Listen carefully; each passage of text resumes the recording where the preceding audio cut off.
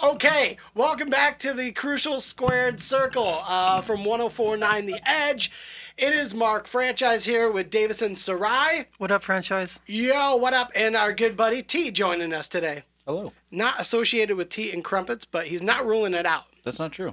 I am ruling that out. I don't want it. I don't want it. He does things really well. He does them to the T. The crumpets, they fucking dry, man. Yeah. Too many scrumpets will ruin your day. That's true. Last I checked, they will. All right. Much love. Anybody who listened and watched the first podcast of the Crucial Squared Circle, a extension of the most crucial podcast on 104.9 The Edge as well. Want to talk about some wrestling. There's a big wrestling fan base here in Kalamazoo and Battle Creek, and that's what we're going to cover. Lots of exciting interviews and really shows coming on the way as well. And we want to get into the first topic that we've dove into. The first episode, we kind of want to introduce ourselves and just get our viewpoints in terms of how we feel the wrestling world is going right now, how it used to be, and where we see it going in the future. This is probably, I'd say, the most exciting time in wrestling since the buyout in 2002. I got to agree. I've been having the time of my life the last couple of weeks. As disappointed as I've been in Vincent Kennedy McMahon and his family's swill for the last couple of years, this has been a real breath of fresh air for me. And the interesting thing is, like, well, obviously now people are talking about it again. Now it seems like lately it's just been really hot topic, especially with All Elite showing back up, and just some things that were said. A couple of days ago, Seth Rollins made a comment about AEW and Kenny Omega, about AEW basically being minor leagues to the WWE. And, when you've got a brand like WWE, it's like, we get it. You guys, I mean, the company's been around for years and years. But I kind of agree with what Jim Ross was saying. He during his podcast, he kind of said, man, in this industry, there is no minor leagues. There's, everybody, it's similar to any kind of job in the entertainment industry where, whether you're with somebody or you're against somebody, at the end of the day, you're all in the same industry together. And I'm a very firm believer in, if one falls, in a sense, the rest is going to fall. And honestly, that's kind of what I dealt with when WCW was bought out by WWF. When that happened, I literally remember going, wow, guess that's the end of WWF for me. Because at that point, I was like, they're not going to have to try anymore, Well, I remember we talked about that last week. And, I was trying to find a little bit of light at the end of that tunnel. There were some points to focus on. But, Cena came up and we talked about it turning into a cartoon for the most part. Mm-hmm. But in the last week since doing it and talking to some friends and people who, reached out having listened to the podcast or parts of it, it seems like a lot of people were catching up and getting into the independent wrestling scene and getting more into the Japanese stuff. Yeah. Way back then even, Japan was really starting to blow up. Yeah, absolutely. There's some really good wrestling out there that has never been discovered before. And, I think that's the big problem, especially with what Rollins said. It's just like, dude, at the end of the day, Kenny Omega is one of the most over guys in the world right now and has been. So for Rollins to say something like that, and, Jim Ross kind of gave him a low blow and said, maybe one day he'll be as over as his girlfriend. Oops. And, kind of cooked his ass on the spot, But it's very true, though. Look how Becky Lynch blew up and absolutely absorbed what the fans were telling her. I don't think she asked any questions. I think she heard the audience and said, I'm capturing this. This is mine. They're giving this to me. And therefore, this is who I am. You know what happened, though, too? They've already tried to kind of spike the ball on her a couple of times, I think. Oh, yeah. There's no question she was the hottest thing going in their company for a while. Yep. And it seems like another one of those things where Vince and Creative sat back and went, now this is happening organically, and we're selling a lot of shirts, and people are stoked and excited. But we have this Ronda thing we really want to be focusing on. Yeah. And maybe in the future we want to bring in a Tyson Fury or somebody nobody's ever heard of. So, she was blowing up organically. Here's the thing I've been thinking about this Rollins deal. This isn't the first time he stuck his foot up his own ass. Just a couple months ago, yeah, he said something about, I'm the best wrestler on the planet, prove me wrong. And one Mr. Will Ospreay yes. from across the planet reached out and said, yo, bro, I'm alive. And Seth proceeded to just make a fool of himself all over social media for the next couple of weeks. Yeah, and then Jim Ross was on his ass around then too, saying the same kind of thing, as watching Will Ospreay taking care of business and doing his thing for the last little while. Will Ospreay is a trained, well-established individual, just like I would say out there Juice Robinson, but that's a whole different animal that I enjoy having a conversation with, because they both have a very interesting knack for mixing in between what they do and then challenging Seth Rollins to say, come on, man, step to the plate, do something, become more, become better. Yeah. But no, kept putting his mouth out there, his bullshit out there, and wasn't... Well, and he kept falling back into, when he didn't have anything left to say, my money. let's talk about my money. Let's Right. talk about my bank account. Oh. Yeah. Like, well, Hulk Hogan had a huge bank account and Bro couldn't wrestle himself out of a wet paper bag, but... It's like, do you really want to have the hip-hop conversation right now? I mean, It was the same thing. It was at Future or somebody from Migos said something to like Busy Bone or something over Instagram. He's like, let's compare bank accounts. And he's like, no, man, let's have a bars challenge. Bring it. You're about to get dumped. So it's the same kind of concept where it's like, okay, like you said, at the end of the day, people are, oh, look at my bank account. It's like, I don't give a trash, Look what I can do in this ring. And it was something that you brought up, Davison, last week when we were talking about a couple of things. And, I joined a page on Facebook for wrestling fans, and it's just like the most annoyed human beings on the planet. They have found everything to complain about. And one of the major things that kind of makes me laugh, too, is how they talk about Jim Ross's time in the industry is over. And can you please just remind everybody who he's responsible for bringing up? Oh, so yeah, if you didn't hear it, we were talking about the fact that, Jim's been around for ages. I don't know, 40 years or so, I'd say, in the business. Easily. And so, first and foremost, most fans are going to think of him as the voice of the WWE for a very, very long time. Prior to that, he was unquestionably the voice of WCW. Yep. But then when he came over to WWE, not only was he on the air, but he was behind the scenes recruiting, and he was the head of talent relations. So during a particular window of time, he was responsible for bringing in, and this is a shoot, brother, The Rock. This moonshine, dude. Let her tell you something, man. It was The Rock. It was Cena, the prototype. It was Shelton Benjamin. It was, let me think, Lesnar. It was Randy Orton. It was Batista. It was Eddie Guerrero, Dean Malenko, Perry Saturn, and he who shall not be named, Mr. Christopher Benoit. That's just a stellar list. I mean, that's a who's who of who's doing what. And now you have that guy basically, sitting in the driver's seat in terms of All Elite.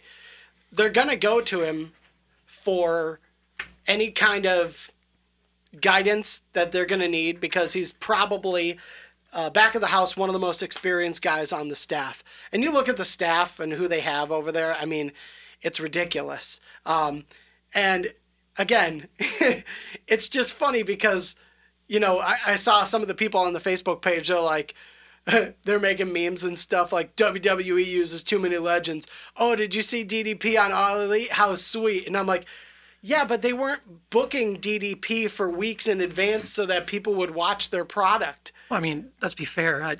Would that happen? No. I mean, I didn't even make it, and I'll be honest with you, I didn't even make it. I knew The Rock was going to be there. And I still didn't watch it because I was like, I know exactly what he's going to do. He's going to show up. The crowd's going to go insane. He's probably going to get in the ring with one of the biggest heels at the moment. Oh, gee, Baron Corbin. Absolutely dump the guy and then give him rock bottom in people's elbow. And it's like, I've heard this song before. I've seen this. And I love The Rock. I think he's one of the most inspirational human beings alive. And as a kid, I looked up to him so much and still do. He's amazing. He's an amazing human being. And he's kind-hearted and he's generous and he's humble, even though he's a multi-millionaire. But I just don't have any more excitement for seeing him come back and do them a solid. Well, I don't know if anybody else does, but I pay attention to the ratings. I find that stuff fascinating. I am very interested about that for tonight. Yeah. I watch how the show goes. I watch the next day how the ratings went, and then I watch the next show. Right. To see how things might have been influenced. Yeah. That broadcast, it was their debut on Fox, and I think they hit close to 4 million viewers, like Yeah. 3 point something high. And by the second week, when they didn't have The Rock and they didn't have Stone Cold, they dropped over 1 million viewers. And that's Wait, pause. Stone Cold was there? Was he not in the first one? I don't was think so. He was advertised to be there, but he did the opening intro where he was like, "Welcome to SmackDown," and he wasn't even on set from what I saw. that's It a was whole just other a episode, pre-recorded. isn't it? They showed at the time, and same thing with Undertaker. Oh, Supposedly was supposed to be there. Yeah. But again, Well, so there you go. So false advertising, pull the rug out. They got their quick pop, got there quick. and Right. they lost like 30% of their audience in 1 week. And I hate to say I told you so, but I was saying just last week that showing up on a big network is no guarantee. You have to have a quality product to sell. Absolutely. Mm-hmm. And if they're not getting what they think they need out of them, they're going to make changes. And, you know, like I said, I would never hope for anybody or any business to not succeed, but you got to set yourself up for success. You got to, I don't know, you have to have some guidance there. And the guidance as of late has been pretty crazy. And this whole week was actually, you know, and that's the thing. I don't think people are giving AEW room to breathe, especially these fans. I just, you know, this is what, their 4th week of Dynamite, and people are just, you know, they're tearing them apart, and they're and What are the complaints? I'm not just that Yeah. there's they see that Jim Ross says that there's too many flips, and then they take that and they're like, oh my God, it's all flips, and it's all acrobats, and it's like Cirque du Soleil and all this stuff, and it's like, I mean, I what do you listened to want? that. I listened to that interview though with Ross. Right. He didn't say I hate all these flips. He said, you know, he has some concern for the longevity of people's careers. Yeah. He said it's wickedly different than what he was accustomed to.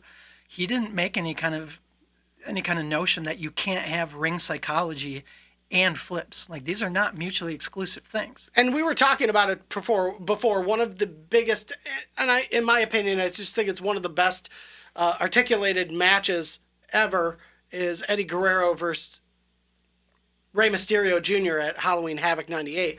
And they both even agreed, like, Yeah. they would not change a single thing about that match. That's very similar to the style of Lucha Bros and Young Bucks and Thank you. all these guys that are drawing inspiration from matches like that. Back then, when there were real fans who had, you know, some freaking guts to them, they saw it for what it was. They appreciated that these guys were doing these things. Now it's like people don't want to see that, and it's like, well, then what do you want to see? You know, and it's getting to the point where I really feel like people are just complaining for the sake of complaining. Yeah. Like they're just cynical. They're just cynical beings. I unplugged from the IWC a long time ago. I even stopped looking into like podcasts and things. I just wanted to see SmackDown on TV in a vacuum. I didn't want to have expectations. I didn't want other people's opinions. I was like, okay, I'm just going to enjoy this for what it is. Yeah. And that lasted about 3 weeks. Yeah.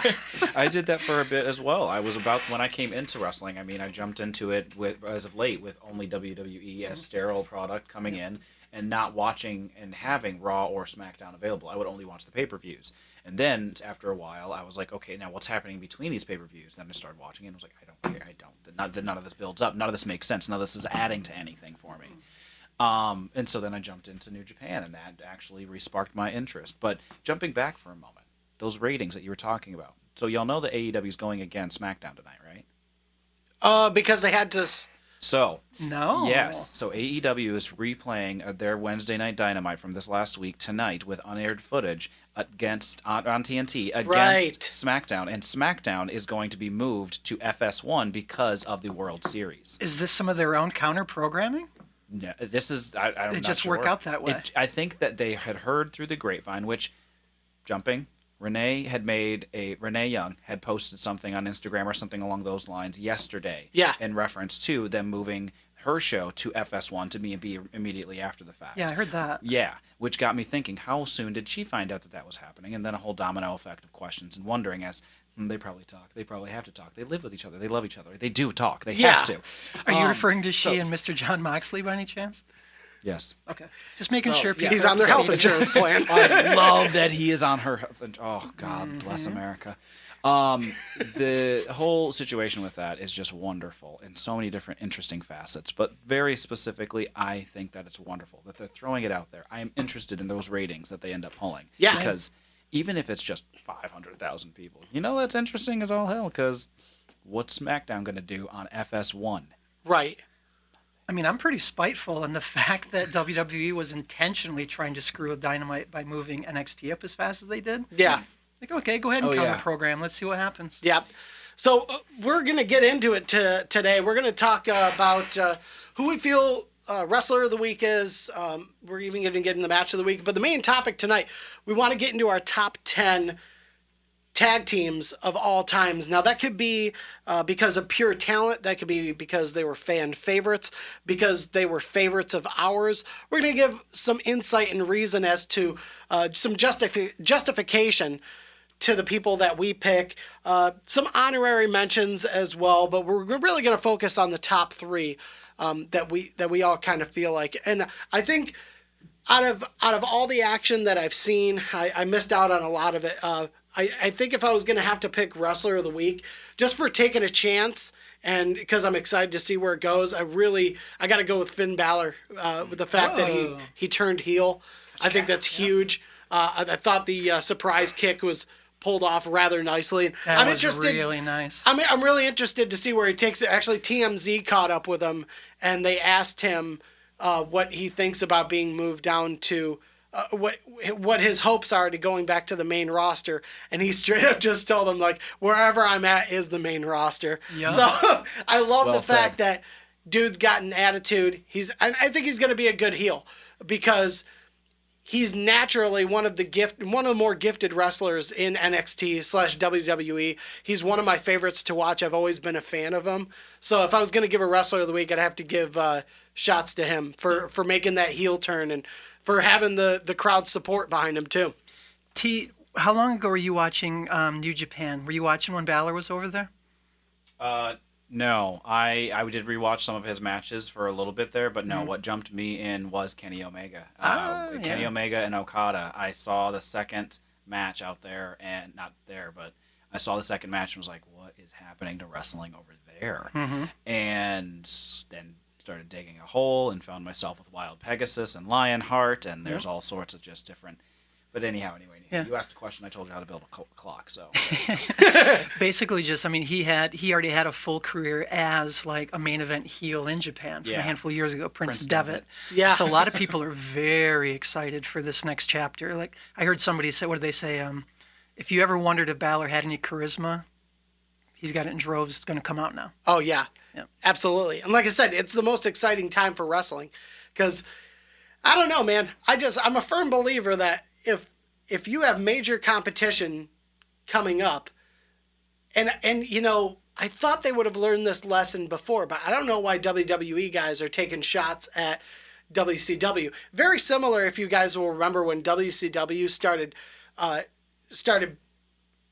having real competition with WWE. WWE ran these vignettes with these two guys dressed as super old Macho Man and the Nacho Man. The Nacho Man and Hulk Hogan as super old guys. And, and a lot of people were saying, like, why would you even draw attention to that? If you don't even consider it, that obviously showed that they were threatened by them. And flip back through my dissertation of the psychology of Vincent K. McMahon. And he runs his life by whatever he thinks he has the smallest dick in the world. Let's just get it out there. And maybe it's because he insists on having a 50-inch neck. I don't know. But this man has been sprinting away from his childhood his entire career. He makes these dumbass decisions. And the first thing out of my mouth, realistically, logically, when AEW launches is whatever they do, let them talk about us. Let's not talk about them. Let's focus on our product. But they're not. They're scared, and they should be, because they can have all these fans twirled around their finger like they have been.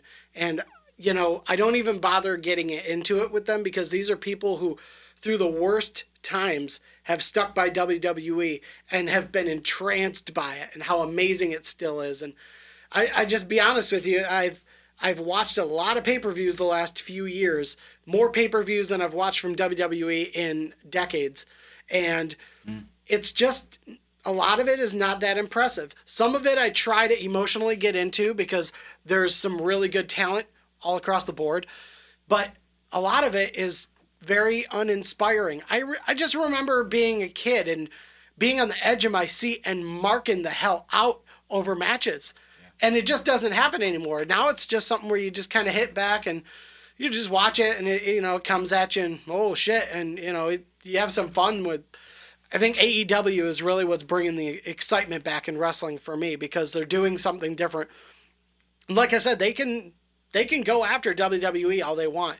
And a lot of, fans on Facebook are like, oh, so AEW can do it, but WWE can't. It's like, no, it's not a matter of who should and who shouldn't. It's a business move. AEW is hungry. They're hungry for viewers, and they're hungry to change viewers' minds and to open their eyes up to wrestling the way it should be.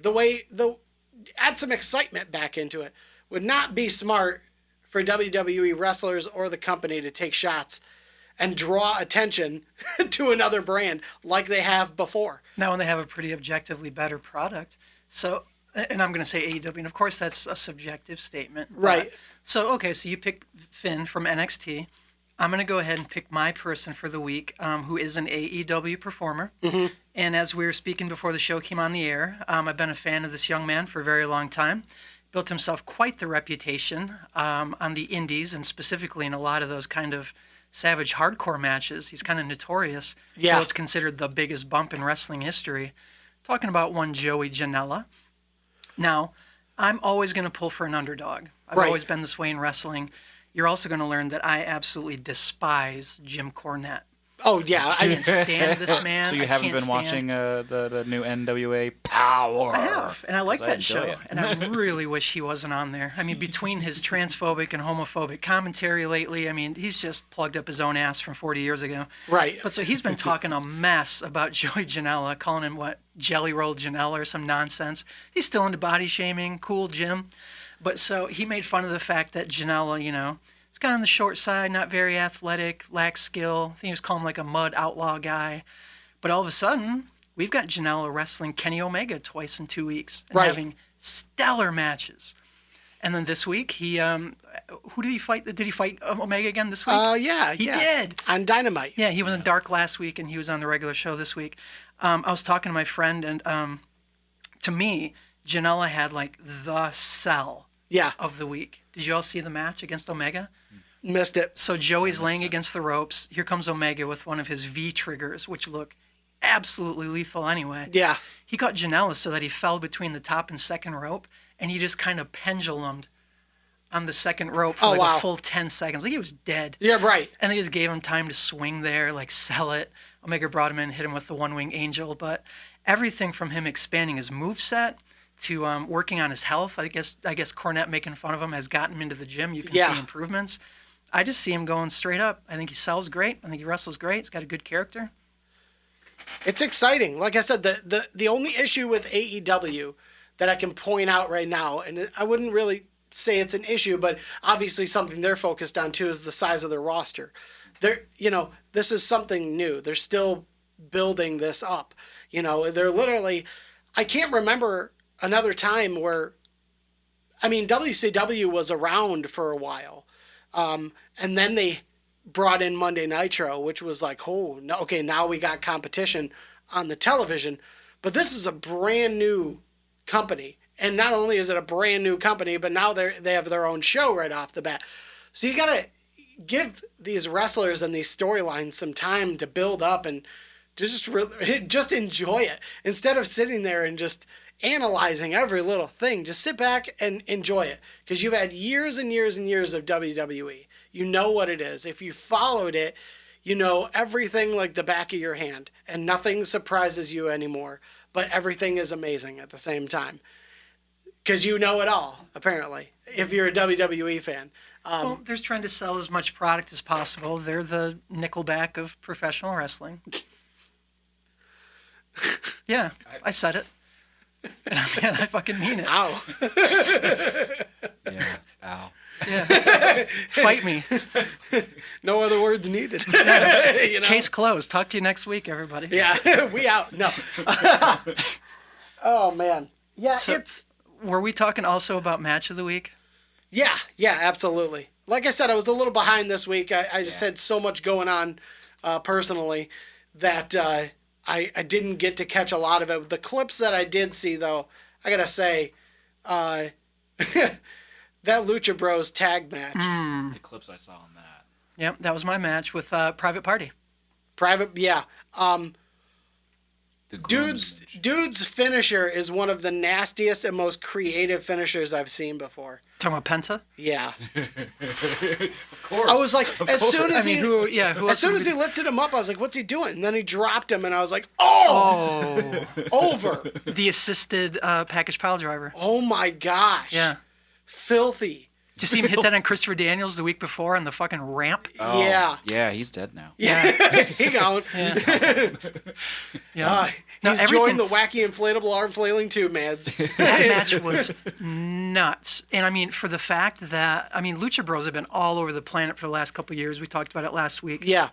Private Party, this is their first big gig. Right, They're just exactly. hitting TV. Yeah. And they looked every part of that group. They belonged in that ring with those guys. Again, you know, a lot of people will say, oh, they're just spot monkeys and the whole thing is just a word. And I'm just like, it's easy for you to sit there with Cheeto stains around your face on a keyboard talking about guys who literally live this sport every single day and then go out on a national television show and put on a performance of a lifetime for free. And it's not good enough for you. It's like a circus act to you. And it's like, how long have you been watching wrestling? How long has lucha wrestling been around for? Like, this is no different than anything that you've seen before, except it's completely different. These are new teams. They're coming up with new ways to entertain. And again, it's like I said, you can't please everybody. What do you want? And I was thinking about that too. So it is interesting because it is a brand new company, which is a true statement. Yeah. But the core fan base of AEW are primarily people who have been watching the independents for a long time anyway. Right, exactly. And most of the acts in AEW are the cream of the crop of the global international, independent wrestling scene. Yeah. So it's a new show, but then people come in, I think, with a lot of preconceived notions of what's going to happen because they Right. are established stars. So it's like they get a little bit of like leeway for being new, and at the same time, I do think there are a lot of heavy expectations. Yeah, and this everybody performance. just has that Seth Rollins mentality where it's like, oh, look who's making the more money, and they that's really the only excuse they have. So they'll do anything they have to do to justify their anger that there's another product out there that's offering something different. And like you said, it's mainly people who have been watching the independent circuit. People who don't know who Kenny Omega is, that's your fault for being uneducated and not doing your research and not making the attempt to find good wrestling and rather just sit there and being fed everything that WWE feeds you. And then being mad about it. And being mad about it. Yeah, exactly. I It's just don't like this. yeah. Oh, T, you said that Omega really drew you back into wrestling. Yes, he did. Yes.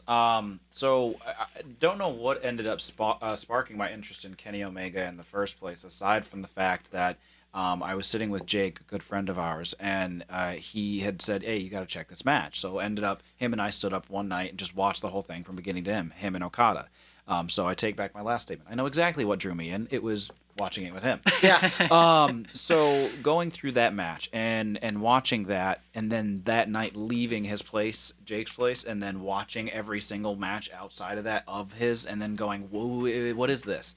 And then hearing through the ether that he's from Winnipeg, and I'm like, oh my God, you stupid idiot. I'm all about that life. Yeah. So Jericho started ringing like, it would be great. Jericho, Kenny Omega. Oh my God. And then it started happening. I think he had Omega on his podcast once. Maybe. At one Is point in that what it time, was? yeah, he was like, "Oh yeah, you say you're from Winnipeg, huh? You know, there's another wrestler who's great about that, and the greatest in the world, the GOAT." But yeah, Jericho is another love of mine. He's another man. Right. Yeah. A lot of people are angry at him too. Really? Oh, come on. For what? Oh, you know, like I said, it's just that negative mentality. Oh, they got a 50-year-old heavyweight champion, and I'm like, bro, look at some of the storylines that are going on in WWE right now, and you're gonna complain that their champion is a guy who constantly reinvents himself and can still entertain in the ring. That's the thing. Are you not entertained? That's the thing that I keep hearing yelling into my head. Right. Like, watch the screen. Have you taken your eyes off of it? No, you haven't. Why? Because it's entertaining. You're seeing it. You're enjoying it. You're at the edge of your seat. You're engaged. You're talking about it now. You're talking about it. Now you're going on the internet and typing about it. You're angry. Urgh. It sparked an emotional feeling within you. I think it's presented differently though too than people are accustomed to. So like in WWE, they will throw a 60-year-old man in the ring and think that you're just going to forget that he's 60. So he's going to hang with a 20-year-old in a normal way, and you're supposed to ignore that. Right. With Jericho, they're forever acknowledging his age. Yes. Like, you're damn right, I'm old. Look at this gut. Like, I do not look like an athlete anymore. But guess what I will do? I will talk shit for 10 minutes, and I'll do a twisting back elbow to your face. Right. Which looks like ass, and I'll still beat you with it. Yeah. Oh, sorry. I got to take a break. I got to open up for Iron Maiden. Okay, I'll be back. Yeah. Yeah, no big deal. I just feel like as long as you're acknowledging the reality of it. So like on NWA Power, what's that guy's name? Storm. Not James Storm, but the other guy. Yeah, he got my attention. I can't remember his name. He headlined on the first show against their world champion. And he's been like a mainstay in the NWA territories for 20-some years. And they made a whole storyline around him being a late 50s guy, trying to keep up with Magnus or whatever his new name is. But at least they acknowledged it and worked it into a storyline. And I feel like they kind of do the same thing with Jericho. It's WWE that always wants to pretend that these old guys are still cartoon superheroes. Like, well, it is the way they are, and that's why I've never, basically the reason I've been watching WWE the last few years is for social reasons, because I've made new friends who are also into wrestling, and I go, hey, sweet. That's something we got in common. And, watching AEW is completely different because it's the first time in a long time I've really been sucked into the wrestling. And it's something that's happening right now that's drawing a lot of criticism. People are freaking out about it. And they, like I said, they just need to chill. They need to hone in on the fact that this is not only a new product, it's 4 weeks old. You don't go to a baby that's 4 weeks old. Come on, walk, talk. Come on, you're killing me over here. Me. Oh, you just threw up again? Are you kidding me? What is that smell? But to some of us, they're already running. They're not even crawling. So it's subjective, right? Everything's subjective. But again, these are people who don't like going out of their way. They don't like going out of their way to find things that are good in life. I will say that I hope that that's not the focal point of what you're drawing on when you find yourself on the internet and in the world, because I will say that there is a lot of positivity. Oh, yeah, absolutely. No, not on the internet, but I'm talking more so in the sense of with AEW. Absolutely. Because there's not a lot of positivity on the internet. But with AEW, there's a lot of positivity in that. And like you said earlier, when it comes down to AEW, WWE, there's two sides that you had commented on when we were talking on the side a while back. Yeah. WWE has been, and as we've seen, making them people turn their shirts inside out or take their AEW shirts off or whatever it may mean, and kicking people out if they have signs. Yeah. In some way, shape, or form. AEW is different. They've been going about it in a different way, in which if there's WWE signage that is bad, they will ask them to take it off or not wear it, not show it, because they don't want to be a negative, but they'll still let them in the show. They'll still let them be a part of the experience. Yeah. Why? Because they bought a damn ticket. Right. So they're still investing into those folks. So I would like to say that also in that same vein, I think that there's a lot more positivity in the line of AEW because of the newness of it. I would lean also on the idea of that you were saying that you feel as though that they're running in some way, shape, or form. It might be... I think that it may be a bit of the headstrong mentality with, like, if you get a child who starts to walk already. Yeah. Like, they may not have the balance yet, but they are leaning forward, and now they're running, and so they're waiting for their legs to catch up with them. And and I think that is surely going to happen without hesitation, and it has to because you have to build those strong legs. Yeah. And I think that they have a good crux of folks. So jumping also back to the idea with Private Party and with Lucha Brothers. Yes, the Lucha Brothers. Now, that was a fun match for me because when I watched it, I watched a certain level of education in the ring. And I liked watching education in the ring not at the expense of the wrestler, but at a means of grooming them so that they are like, hey, we're on TV, we're on pushing this. I see what you're saying. Yeah. So in the sense of like Lucha Brothers were teaching Private Party. And it wasn't a hard knock lesson or anything of that nature where everybody was getting receipts left and right because there was botches, but more so in the sense of like, hey, guess what?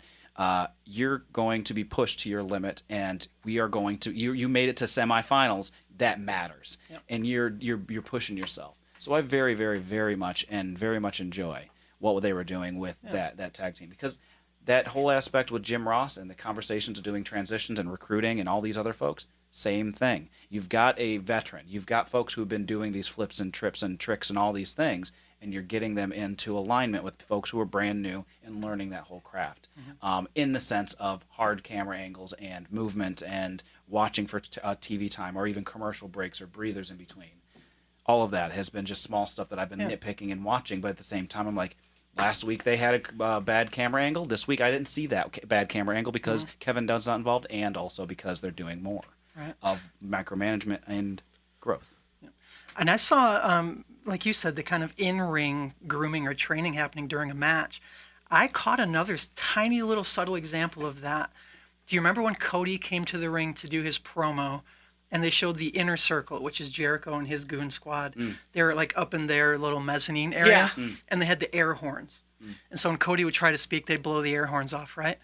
At one point, they took a quick camera cut up there, and it was mainly Jericho in the middle. And then who's the guy with the headband from LAX? The shorter guy. Can't remember his name. Can't remember. Ortiz, maybe? Well, he had one of the air horns, and he went to do it while Cody was talking. And I saw Jericho knock his hand just for a hot second.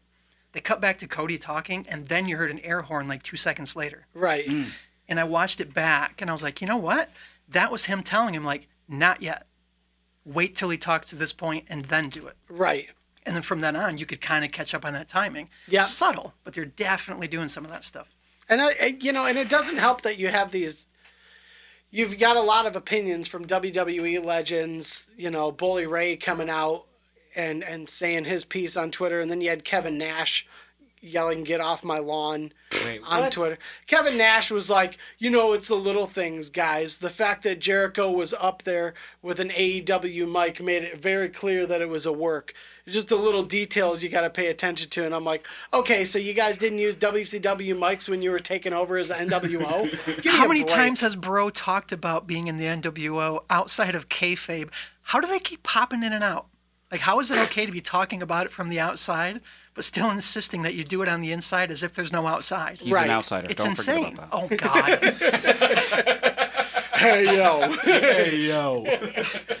But exactly, that was my point. I was like, okay, are you serious? Like, are you seriously doing that? Like, again, it's just everybody's got an opinion. Everybody's got something to say. And it's like, would you just let this damn brand grow for a minute? Part of them is because they ain't got no jobs. I'm not trying to sound funny, but I mean, them WCW checks stopped fucking coming. Ain't no winter wrestling cons. Nash is getting those Teenage Mutant Ninja Turtle checks, though. Hey, all right. Thinking of the ooze.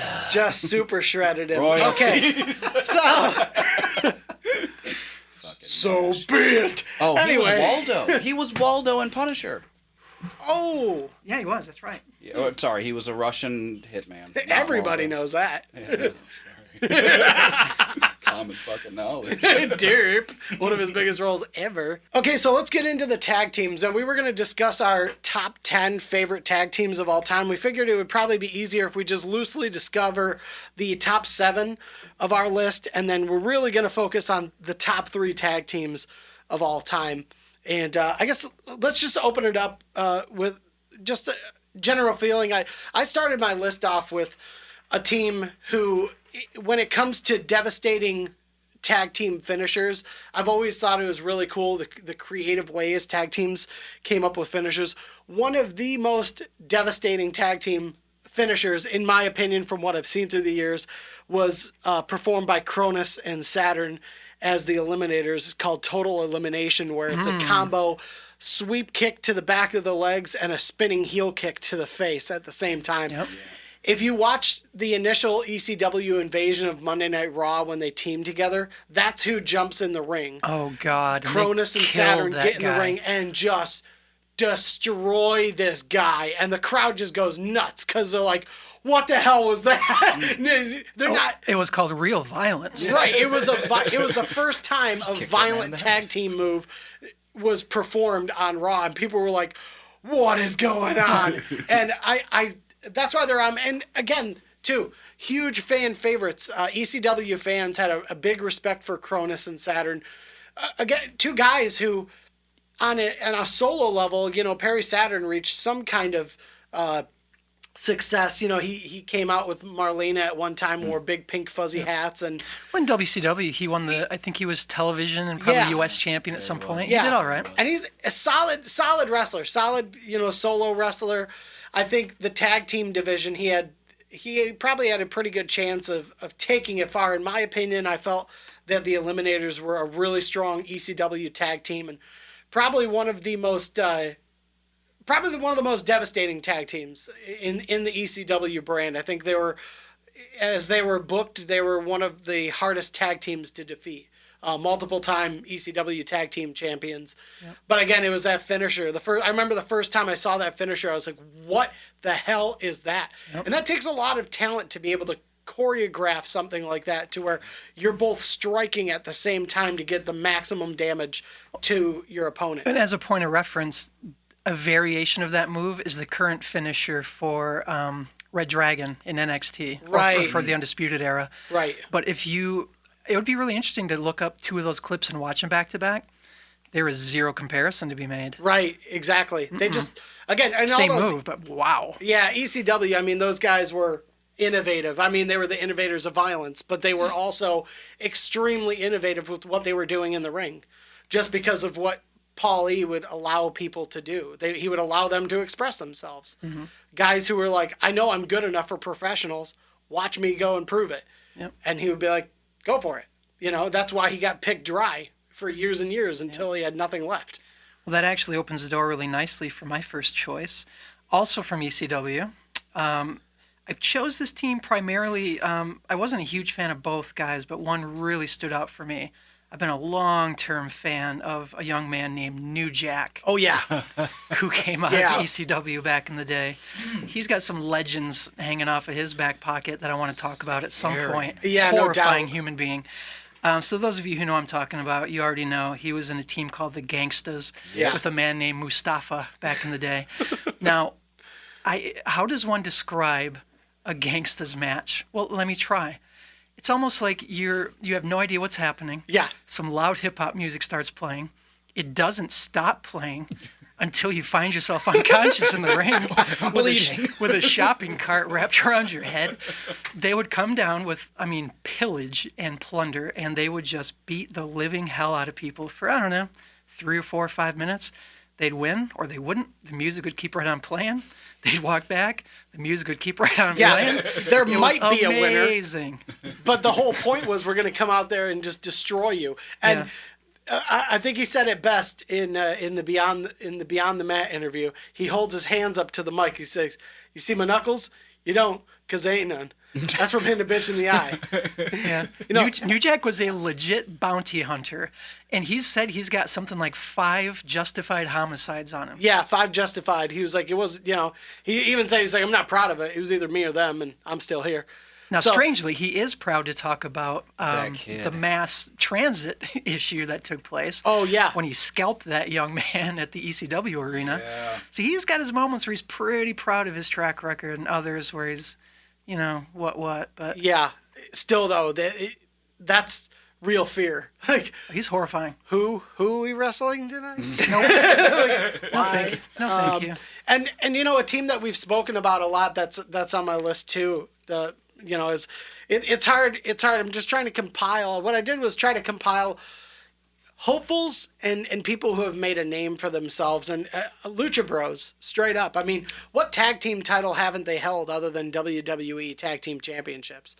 I mean, they've been moving across the world And these guys they've got charisma, they've got humor, and they've got some serious freaking talent.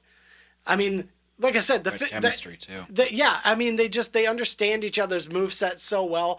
Their finishers are creative, and they're also giving guys an opportunity to prove themselves in their matches. Like I said, the match that they recently had on Dynamite this week, and then when they faced the Dinosaur Brothers, the Jurassic Twins, the Lucha Bros, the Jurassic Express. The Jurassic Express. Yeah. The last week, just they could have gone out there and squashed him in 2 minutes, but they had a 15-minute match with him because again, that means a lot when you're clearly the best at what you do, and then you've got a couple of guys who are not as talented, not as big, but you go out there and you have fun and you let them rip and show the world what they can do. I mean, that's a classy move right there. Mm-hmm. And that's why they've already made my list, is because they're putting on these insane matches, and yet they've got the respect for the business and people coming up and the company itself that they're already willing to put guys over, even if you still take the W, the fact that they're allowing guys to show the world what they've got, that's a pro move right there. And it was an easy pick to put those guys in the top 10 already of all time, because their career is just beginning, and they've been around for a bit here, and they're about to really take off. I'm excited to see what they're going to put together soon. Well, I'm actually going to one-up you because we didn't compare notes ahead of time. I put the Luchas in my top 3. Word. Already. I just discovered them in the last 2 years, and they hit every one of my check boxes. Wow. From the agility to, their tandem work, to the speed, to the agility, to how amazing even just their aesthetic is. Wow. Is there a cooler looking professional wrestler on the planet than Pentagon right now? Those guys are sick. He looks like Skeletor climbed up Silver King's ass and just started dropping Hurricane Ranas on people. What his beautiful blue eyes. They pop. They show up. They pop through a horror show of a face. So, yeah, I mean, I've known of him just about as long as you, and already I'm such a huge fan. So Pentagon, one of his big moves, too, is he likes to put a man on his face, rest his knee on the other man's arm, take the up arm, threaten the crowd, I'm going to break this motherfucker off. And then he breaks that motherfucker off. Right. Yeah. It's really pretty gross. And while he's doing it, we've got Phoenix literally doing tightrope runs. Have you ever seen anybody do it like him? No. He'll jump up on the rope with his right foot in front of the left. He'll straddle the top and land on the second rope. He'll jump up and land on the top rope. He'll go back down and land with both feet on the second rope in the other direction. He'll get back on the top rope. He'll run about 5 or 6 steps and kick you in your mouth. He's incredible. It's just people. I don't think people are really appreciating what these guys are bringing to the table here. And it's like, dude, this is a different wrestling world. Okay, this isn't 1996, 97 anymore. This is video game shit. A lot, yeah. Yeah, exactly. Everything you wish you could ever do, these guys are doing. So don't be haters. No. Just enjoy it for what it is. And I mean, I'm speaking in a little bit of hyperbole because clearly I'm a huge fan. But I'm going to challenge you. You show me. Oh God, I'm about to say it. Let's put Will Ospreay on the shelf for a hot second. Right. Outside of the ungodly talent of one Will Ospreay, is there a better high flyer with a well-rounded wrestling game than Ray Phoenix right now? I can't think of one. The only person that I could say who really has impressed me, even though when he was in WWE, I was not a huge fan because of the way they booked him. But since joining All Elite, and not just because, I'm an All Elite fanboy, but legitimately have started to like what he's about because it feels more natural as Pac. Dude, when they booked him as the man that gravity forgot, I was like, okay, you're going to give him a freaking purse too? I was just like, what are you doing with this guy? First of all, he's not the most, he's got a very unique look to him. Okay, so it's... Not if you're a fan of Lord of the Rings.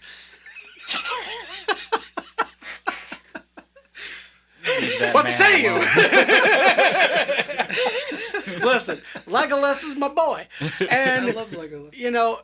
I know, Pac, hailing from the woodland realm, for real. But, ever since, I just thought it was a very cheesy way to book a guy who could just do all these incredible acrobatic maneuvers off the top rope and land them with precision. And the what was it, what did he pull off, a 460 off the apron Yeah, on the 450 Moxley? onto the ground, yeah. Holy crap. Yeah. That is not easy. And I'm scared to just do a front flip off of something from that height. This dude absolutely perfect. Yep. And on the ground, too. And it was just, again, I think that's the only one, the high flyer, who I'd say would come close right now. Yeah. That's the guy who's right there, too. And like I said, I really liked him since joining AEW. Yep. He's not cheesy anymore. He's not the anti-gravity boy. No, you know what he is? He got chewed up by the WWE system, and he is pissed.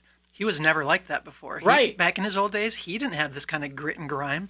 Now he's the bastard. Yeah, but that's real emotion. That's playing into real emotion. Yeah. That's adding to the validity of who he is now. His character work now is stellar. I think he's so fun to watch. I enjoy watching him now. Now I enjoy all around his ability and his personality. I think it's great. Yep. The next two guys on my list are teams that, at first it felt like one of the team members was the clear consummate performer and entertainer. And when I originally, if you were to look back 6 years ago and look at my number 8 and number 7 pick, you'd say, yep, one out of these two guys on each team is obviously the top guy. But recently, that's actually kind of changed my mind. So I'll get into 8. Easily, they're probably one of the most treasured or garnished tag teams of all time. They've probably won the tag team titles more than, I don't know. As far as I think as far as one individual group or organization, I think they've held the tag titles more than anybody else. And Stevie Ray and Booker T, the Harlem Heat, huge guys. Booker T obviously was the main attraction of the two. Booker T had the talent. Yeah, no question. I mean, that guy was just a beast, and the way he moved, it was intimidating. And I mean, the guy's probably a foot taller than I am, easily, and he was intimidating in the ring. But as a tag team, that is one big intimidating team to go up against. He was actually the small guy on that team. I know, which is because wild. Stevie Ray was bigger, in terms of weight, but I even think his height as well. Yeah. I mean, that guy was girthy, and I saw a couple of veins on right. him there. Yeah. And not only that, but also being accompanied to the ring by Sensational Sherry as well, or Sister Sherry as she was known back then. But still having that kind of manager in your corner while being a devastating tag. I mean, they were 10-time WCW tag champions. 10 times. We're coming for you. I was just gonna say it might be my favorite detail about that tag team is the interview. Yeah. Now we gotta be real careful with this topic. Listen, I'm not gonna say it. You better not say it. I'm not gonna say it. But here's the thing, and Booker T is probably, that's like anytime anybody interviews him, You know they're what I'm talking like, so the interview Do you not know the interview? with Booker There was T. a thing I'm letting back in y'all WCW. go into this one. I'm just gonna watch. Oh dear God. Well, we can't I'll really do it. I'll be very careful about this. So it was during a live pay-per-view. I don't remember what the circumstances were, but we had Harlem Heat doing a live interview with Sensational Sherry, and Booker T was expressing intensely his displeasure with one Hulk Hogan. And he got so into character in the moment, he kind of lost himself. And he uttered the now infamous phrase, "We're coming for you, N-word." And he immediately grabbed his own face as if to say, I really liked being a pro wrestler. Fuck. And they kind of quickly kicked it over to Stevie Ray and let him kind of blunder for a minute. And you could see Sherry literally patting him on the back going, no, it's okay. It's fine. Right. It's going to be fine. And I think he tries to cover his tracks too, because and Mean Gene plays it off perfectly. Mean Gene doesn't even allow the idea that word was just spoken to even affect the way he delivers, because Mean Gene's Constant professional. Yes. Mean Gene is a constant professional. But Unless you have signs falling near him, he is a constant professional. right. But then you see Booker T go, sucker. trying to make up for it. Like, no, we heard you, man. Look it up. And- Just look it up on YouTube. And Yeah. it is the most Then I'll one watch of the the Hulk most one. infamous tag team shoot promos of all time because it's like he's explained before. He's like, we grew up in a pretty loose neighborhood, and there was a lot of slang and cursing. So in that moment, you're living this. You're expressing yourself in this way that's very real. So when you're getting into that comfort zone, you're just gonna say what comes natural to you. And it's so funny. It's one of the funniest interviews I've ever seen. And it's the perfect blend of me and Gene going, all right, Well, going to Stevie Ray. And There's just not that even nanosecond. phased. He And went from like perfect intensity to like, he what did I covers do? his face. He's like, I just said the N-word. I'm on glad to. pay-per-view. Thank you, Booker T. It was on a pay-per-view? Yeah, it was on a So it pay-per-view. was live. Oh, There was okay. no editing to Well, be and- done. Hey, I mean, Turner would have gotten some attention for that. I'm sure if it was just regular on TNT broadcast. Right. I do find it very ironic and funny that not the fact that McMahon said the N-word Oh, God. on national God. television, but the fact that as he's walking away, it pans to Booker T, and he's like, tell me he didn't just say that. And it's like, yeah, well, Yeah. But regardless, like I said, I think the Harlem Heat are up there. I mean, 10-time WCW champions. These guys were big. They were talented. Stevie Ray, obviously, lesser of the two, a little bit less, I guess flamboyance, because Booker T just had that kind of personality. I think Stevie Ray was the hard muscle of the group, whereas Booker T could do a little bit more of the acrobatic. And with that acrobatic style, would just deliver. I mean, the scissor kick to the back of the head and the spinneroonie and all that stuff. But he just had the the lifting leg to the. I really like that move too. What's that? When he would clothesline him with his leg, Oh yeah, the kind of the spinning. scissor, kind of the scissor kick. Yeah. Yeah, it was basically like a scissor kick. He would do one to the back of your head, but he would also throw you to the ropes and do it also and Yeah. deliver one to It's your almost chest. like a back kick, but just like Yeah. whip his leg across your chest. Basically. And, Yep. again, I think those two as a team were a really strong team. And you've seen a lot of tag teams like that where, there's one guy who kind of stands out from the two who goes on and succeeds. And there's a couple of teams like that. No, I've got one for you too, actually. And these were opponents of the team you're talking about.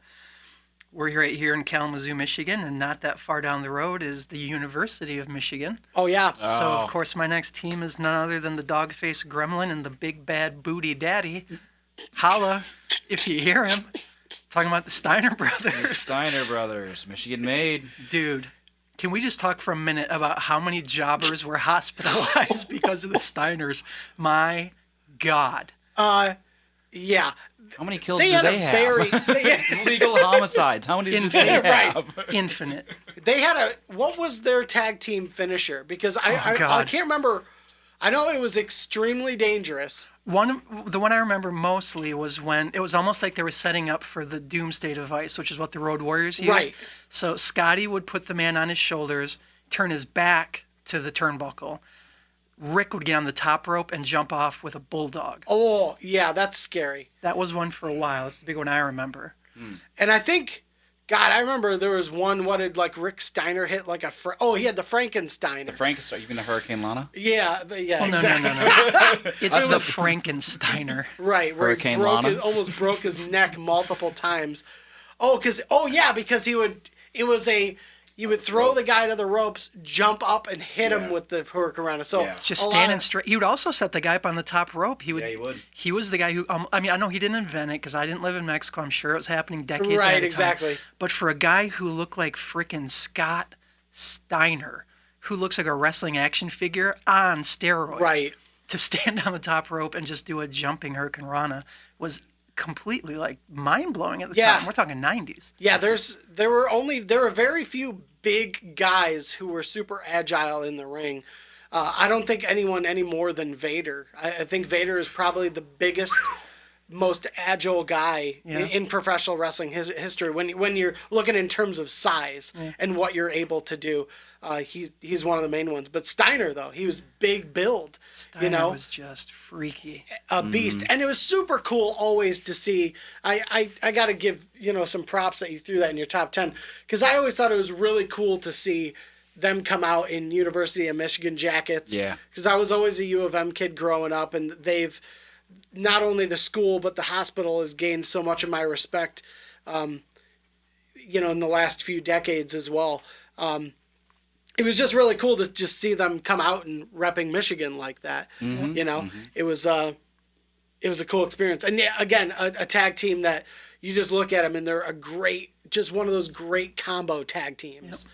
That's got like that package to them where they're like real guys, they're real wrestlers, but they're also professional wrestlers. And yeah, they're a hell of a team. It was funny for a little while before we move on. We're talking about looking at Harlem Heat, and you knew Booker T was going to be the breakout. It was pretty clear, right? Rick Steiner had a bit of a reputation as a solo wrestler for quite a while, even before Scotty came up and made the tag team. Rick had a reputation in the old NWA and the UWF, which is a small southern territory that got absorbed by WCW. Yeah. But that little fed had a lot of cool people, too. That's where Eddie Gilbert came from. Oh, wow. Okay. Terry Taylor came up. Sting started down there. Yeah. That was back when Sting was teamed with Hellwig. Yeah, totally. Yeah. So I mean, the Dogface Gremlin already had a bit of a reputation through then. And when Scott showed up, he had the worst 80s metal hair in the history. Do you remember how puffy and just like... He definitely listened to like Motley Crue. Dude. For sure. Yeah, that was like Lion. We don't need to get into all that. But so when he disappeared for a week or so and he showed up with the platinum buzz and all of a sudden he had the black soul patch. Oh, yeah. And he's talking about hoes and booty daddies. I was just like, what has happened to the world?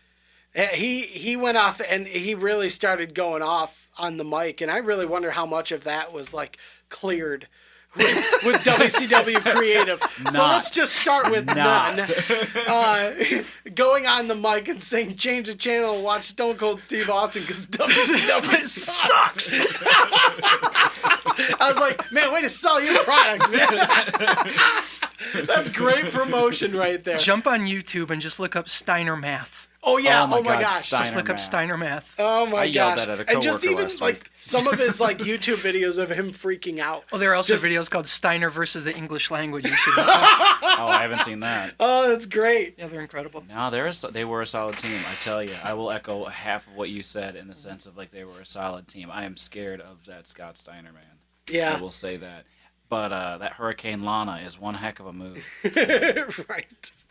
Oh my God. So, dwindling down to the bottom part of the first half of the list, back-to-back teams that I have going forward, highly acrobatic teams. Number 7 for me is Hardy Boys. They're brought in by Doc Hendricks, who changed his name again. Changed his name back to his Michael Hayes, obviously. Michael P.S. Hayes. Purely sexy. Purely sexy. Hey, WWF fans, WWF is coming back to live. Oh my God. Okay, first off, before I really get into the Hardy Boys, I can't remember the exact... Oh my God. I'm showing this to you later. And if you're listening to this, freaking look it up. I don't think I've ever laughed hardest out of nowhere in wrestling. Doc Hendricks is a freaking genius for this. Okay. I don't know exactly what event it was, but I'm pretty sure it was Shawn Michaels defeating Jeff Jarrett for the Intercontinental title. Or perhaps actually it was Razor Ramon. But it was when the Road Dogg, Rhodey... Yeah, I think it was Razor Ramon. He goes to hook Razor's leg as he gets thrown to the ropes, but Razor reverses it, and it's Jeff Jarrett who gets thrown, and the roadie no-looks a leg hook, and Jeff Jarrett's like, what the hell are you doing? He turns around, and I think he catches like the Razor's edge and loses or something. So afterwards... the roadie and Jeff Jarrett are getting into it, apparently. And they're like, let's go back. We're going to go back in the locker room. We've got Doc Hendricks waiting by. And Doc Hendricks does this shoot interview with himself outside of a closed door. I've never seen anything like it. And Jeff Jarrett starts pushing the roadie. And then the roadie starts pushing Jeff Jarrett. He's freaking out like that for like a solid 40 to 60 seconds. And it's the funniest thing. And meanwhile, nothing is happening. He's standing in front of a closed door. He's selling this huge controversial thing. Oh my God, it is so goddamn funny. And Doc Hendricks, that is probably the coolest thing he ever did for me. I remember watching it and I was like, oh, sweet. And then he just starts freaking out. And I don't know why. I just thought it was hilarious how crazy he's going. I'm like, but nothing's happening. Like you're just standing there. It was. I have to show it to you. It's so damn funny. That's the art of announcing in WWE. Oh my God! Get really it is excited so about a whole lot of nothing. It is so funny. He sells it perfectly, like it seriously happened. It was so impressive. But regardless, he was kind of responsible for Hardy Boys. He again, they wanted to put a solid managerial, one of the most infamous tag teams, and it's really hard when you're locking down the best tag teams in wrestling, because the Freebirds weren't necessarily a tag team; they were a faction because there was 3 of them. Yeah, they kind of did the New Day thing way back. They were the creators of that. They were the innovators of the 3-man team, and I mean, what was it? NWA who had a 6-man tag team championship belt. They did. WCCW had one way back in the day in Texas, but they definitely had one in NWA. Yeah. But Doc Hendricks or Michael Hayes, regardless, having that name behind you, that's huge. And when the Hardy Boys started off, they took a lot of hits and everything, but when they started to get more extreme, I mean, when you're looking at some of the best tag team matches of all time, you really have to put Edge and Christian, Hardy Boys, and Dudley Boys 3-way tables, ladders, and chairs match at WrestleMania 2000 up there. Both of them, of the TLC matches that they had together. I mean, WrestleMania 17 is like the match. Exactly. That one was even a step up from the year before. And didn't they have to go on to Monday Night Raw the next night and replicate that same fucking match? Like Vince was like, that was good. Do it again. Do it again. Was that after their second big match, or was that after their first? Because they had the one on pay-per-view. Yeah, they had the one on pay-per-view. That was like WrestleMania 15 or 16, maybe? 16 was 2000. Okay. WrestleMania 2000 is what they called it. Yeah. Then I'm not 100% sure. I know the big one, the one that we always see, the clip of Jeff Hardy hanging from the title. Oh, that is at 17. Dive from the ladder. And that's that iconic next night moment. they had to do it. That's crazy. Yeah. Unbelievable. And here's the thing. I always had a respect for Jeff Hardy, because I was like, man, that guy did a lot of stuff that nobody else would have thought of doing. And he really put his body on the line. And I always felt bad for Matt, because it always felt like Matt got the short end of the stick. And then he really got screwed over when Edge started sleeping with Lita. And it was just like, it was such an ugly thing. Ugly personal thing to happen. And then he went through personal struggles. And then something amazing happened. And I don't know if I've ever seen a transition like this in wrestling before, where you had a guy he never really created any buzz as a solo. He had the Matt Hardy Volume 2 or whatever the trash it was, or 1.5. Version 2. Version 2, and it was just like, that never really took off, and it was just kind of really, really cheesy and just never worked. But when he lost, I truly feel like when he hit rock bottom in life, he had this epiphany, and he came back, and this whole broken angle that they set up in TNA with him and Jeff was one of the most naturally funny things. I remember watching, I think we were at Jake's house, and we were watching this whole production. It was a match, but it looked like a movie, and I was just laughing the whole time, because I'm like, this is freaking great. This is so called? funny. Was it like the Total Elimination? It was the Total Elimination. Yeah. It was the ranch or whatever, yeah. And I gotta be honest with you, I've never felt this way about a tag team before, but I was like, you know what? I like Matt better now. I was like, this is freaking great. Yeah. And excellent. It's funny, because he really found, in my opinion, his wrestling character. And sometimes in wrestling it's hard because you want to be a character, and the age of the character is, it's almost old. Well, if you're looking at WWE, everybody's got to be real, even though everyone's got a reality TV show, and everybody's got to be real and they got to be themselves. And the age of the character is kind of gone. And I really, it's something that I'd like to see come back, because when Matt Hardy came back as Broken Matt Hardy, I was like, that's hilarious. And for some reason, it's that little bit of wrestling magic where it's like, I know it's not real, but it's real. There's a mythos. I still believe. You know what I'm saying? And that's what I'm saying. It was very much like, I truly believe what he's selling me right now. Yeah. And that's when I had a newfound respect for Matt Hardy, because I was like, that is really cool. That you can go through a lot of those personal struggles and come through it not only better on the other end, but then you create this character, which is freaking hilarious and awesome and over the top, but very believable at the same time. And again, the fans will always tell you if you're doing something right. And when you've got, 16,000 people going, died.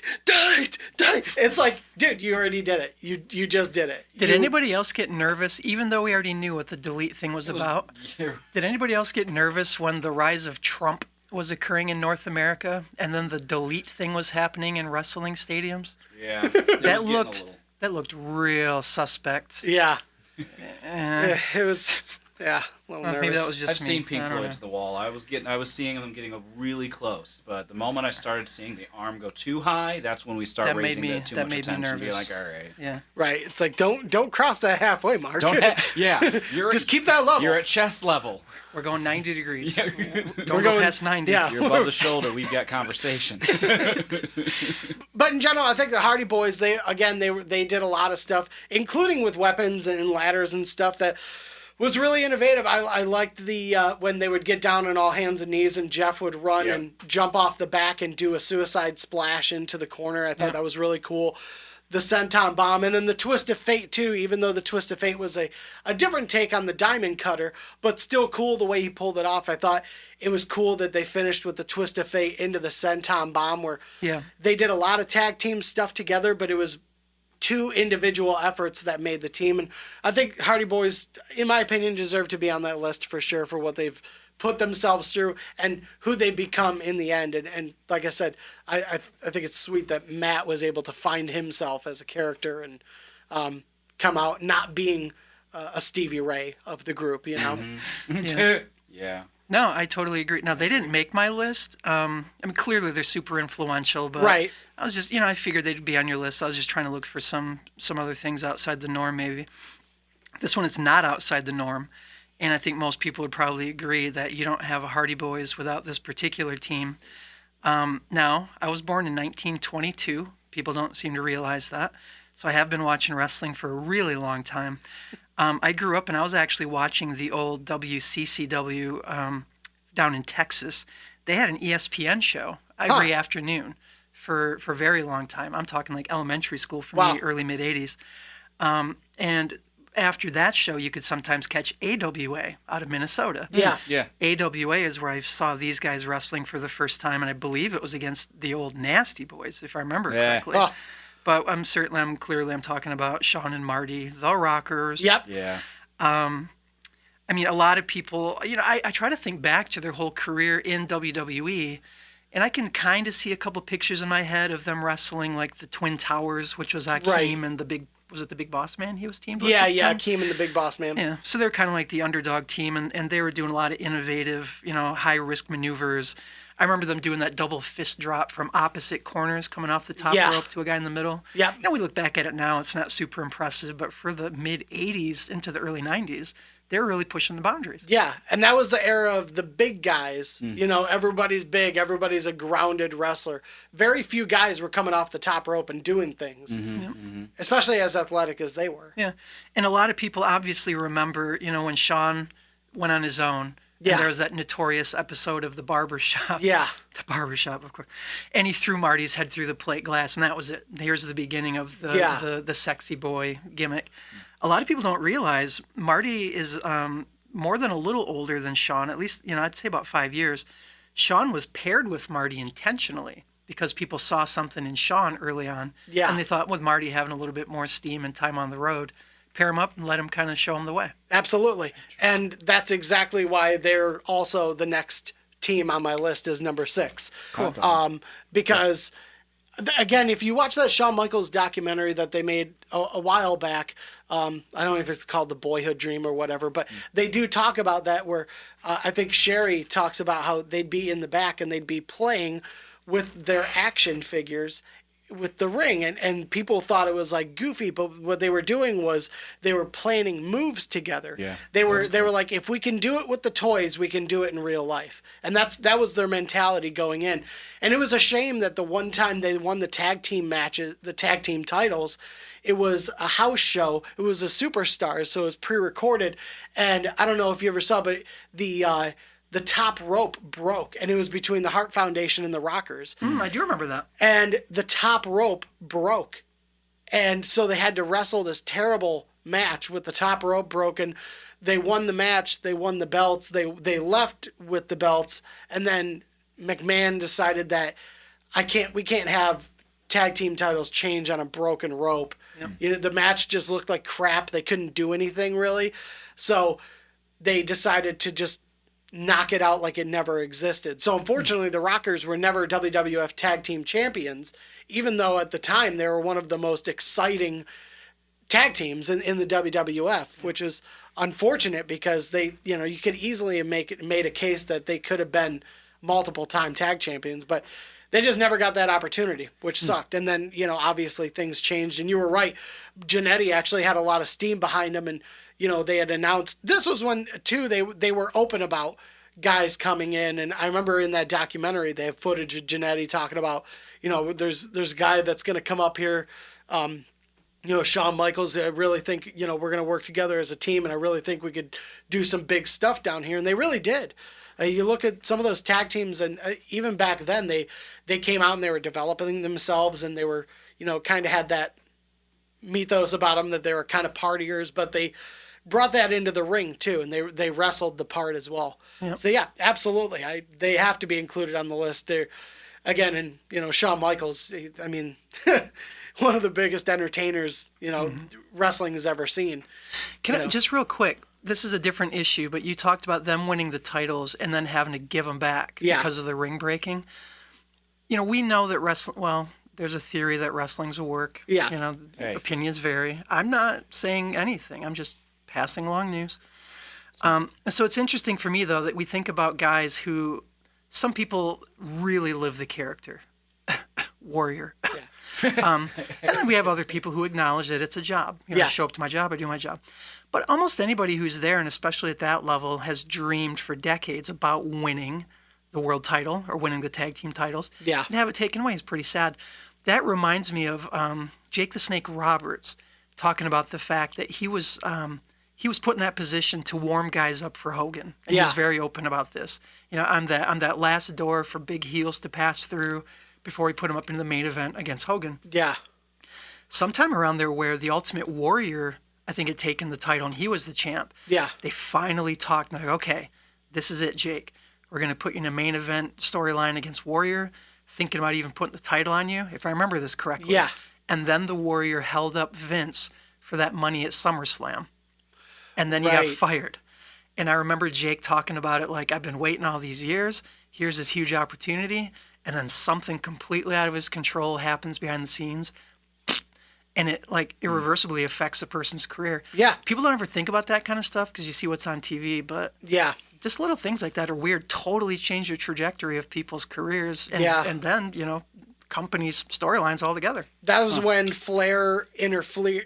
That was when Flair interfered, and then he lost the title to Sergeant Slaughter, right? Maybe at SummerSlam. Yes, because that set up the USA, because they were going to do WrestleMania at the Coliseum in LA, which was going to break the attendance record. It apparently could have held 110,000 people, but because of the controversy, everything that was going down in Iraq at the time, and the fact that Sergeant Slaughter was an ex-Marine now praising Saddam Hussein and burning Hulk Hogan's T-shirt on television. He was getting death threats, and they were like, for security reasons, we can't do it at the Coliseum. So they moved it to an indoor event, and I think that's what led up to Hogan winning the title back. But yeah, that sucks. It's unfortunate. Where Jake's paying his dues, and just weird little things. Yeah. Yep. Has the Miz ever had the World Championship? Yeah. He defended against Cena at that WrestleMania. There we go. Yeah. Okay, that's right. That's The right. Rock. That's when The Rock really made his big debut in that line. I was just thinking, that man. Not that Jake the Snake Roberts or the Miz are the same, but right. I'm just thinking that man does put over and keeps working a lot of folks. Yeah. Day in, day out. Hard worker. Yep. Well, Miz and Mrs. There's his payoff. He does need a snake, though. Right.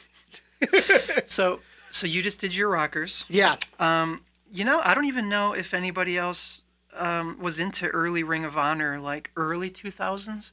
That was one of the things that I got into because of that lull in WWE programming. Yeah. Now, just like you heard about Omega Okada, Yeah.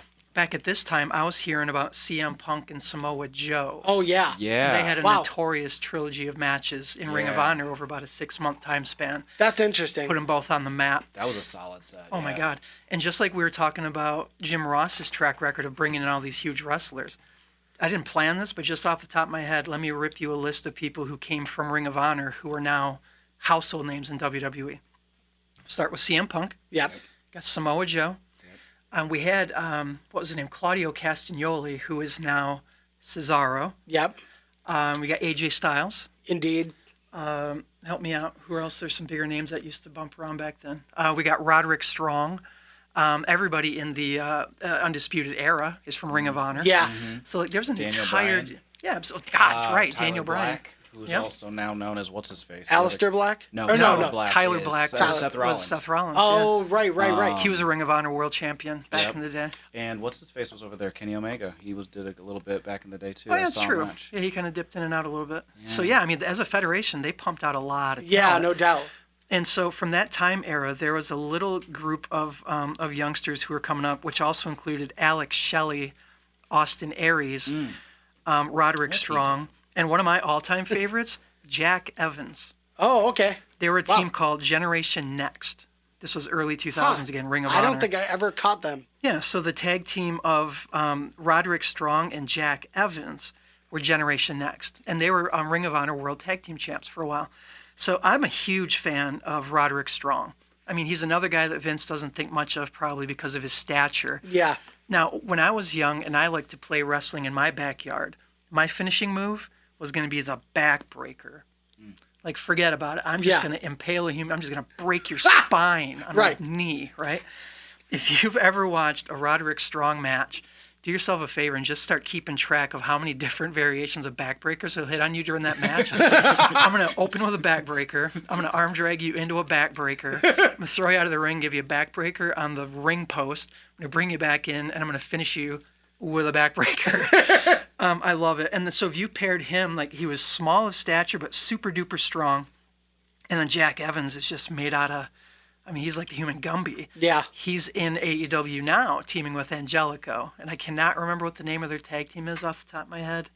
But they're the ones who wear the obnoxious like Mountain Dew green and black outfits. Oh, yeah, okay. I You know feel what I'm you. talking about. That was sitting next to Orange Cassidy a couple weeks ago. Jack Evans is the smaller guy with the blonde ponytail who never stops talking shit. This Very guy, bright yeah, eyes. he to me is still kind of a prototype for that kind of flippy dippy, no bones in your body, fluid. And he's been doing it for close to 20 years now. That's wild. Yeah, Wow. I ask anybody to go back and look at their early stuff from Ring of Honor. Generation Next. For sure. Yep. Well, now we're crossing that hump and we're in the top 5. And this is where it gets a little difficult. And again, a little bit choosy because we're all a little bit opinionated about who we look up to and who made a big impact. And I think that's really what it comes down to, really when it comes to the top 3. Which tag teams made the most impact on you?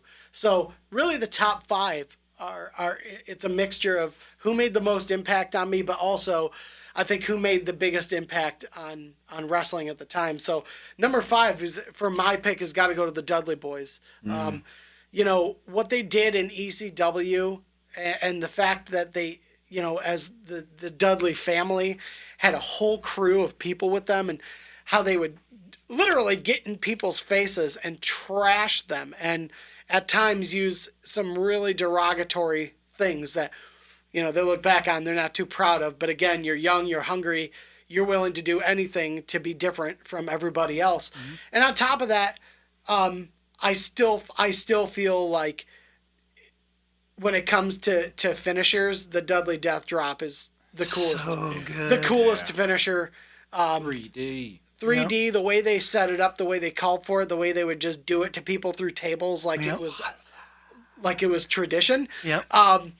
Dudley Boys, and again, big guys who took big bumps, and again, I think they just had it. They had the style, they had the personality, and they were two guys who it was kind of like, you know, separate. They were never going to do anything amazing. Not that they aren't amazing athletes, but I think together they're one of those ideal package tag teams. And to me, that's what kind of stands out as a tag team, is the fact that two guys that separate aren't going to shock the world, so to speak, but together are a complete package. Like that to me has always been the definition of a tag team.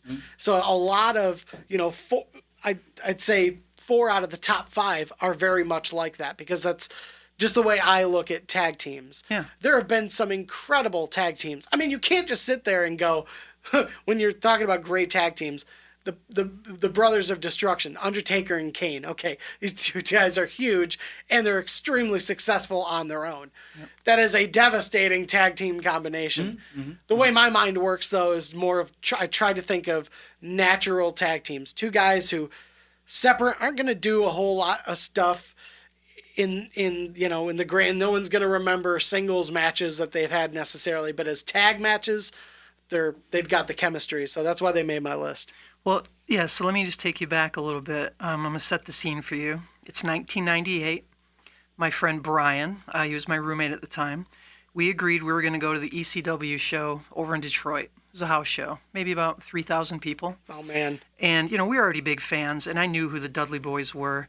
To see them live, and again, this is before they were getting, like, the big TV show on TNA or whatever, the channel they wound up on. They got some crappy cable channel show. TNT or something. TNT, yeah. That's what it was. Yeah. But so before that, TNN, thank you. Before that happened, you know, they were still just getting those 2 a.m. weird spots. So they're still getting away with some dirt that wasn't going to be allowed on, you know, primetime TV. So it was kind of the same old drill. Here came the Dudley Boys. I was blown away at how much they kind of embraced that deep South, early 80s, real heat psychology. Right. They weren't just trying to be funny. They weren't trying to sell anything.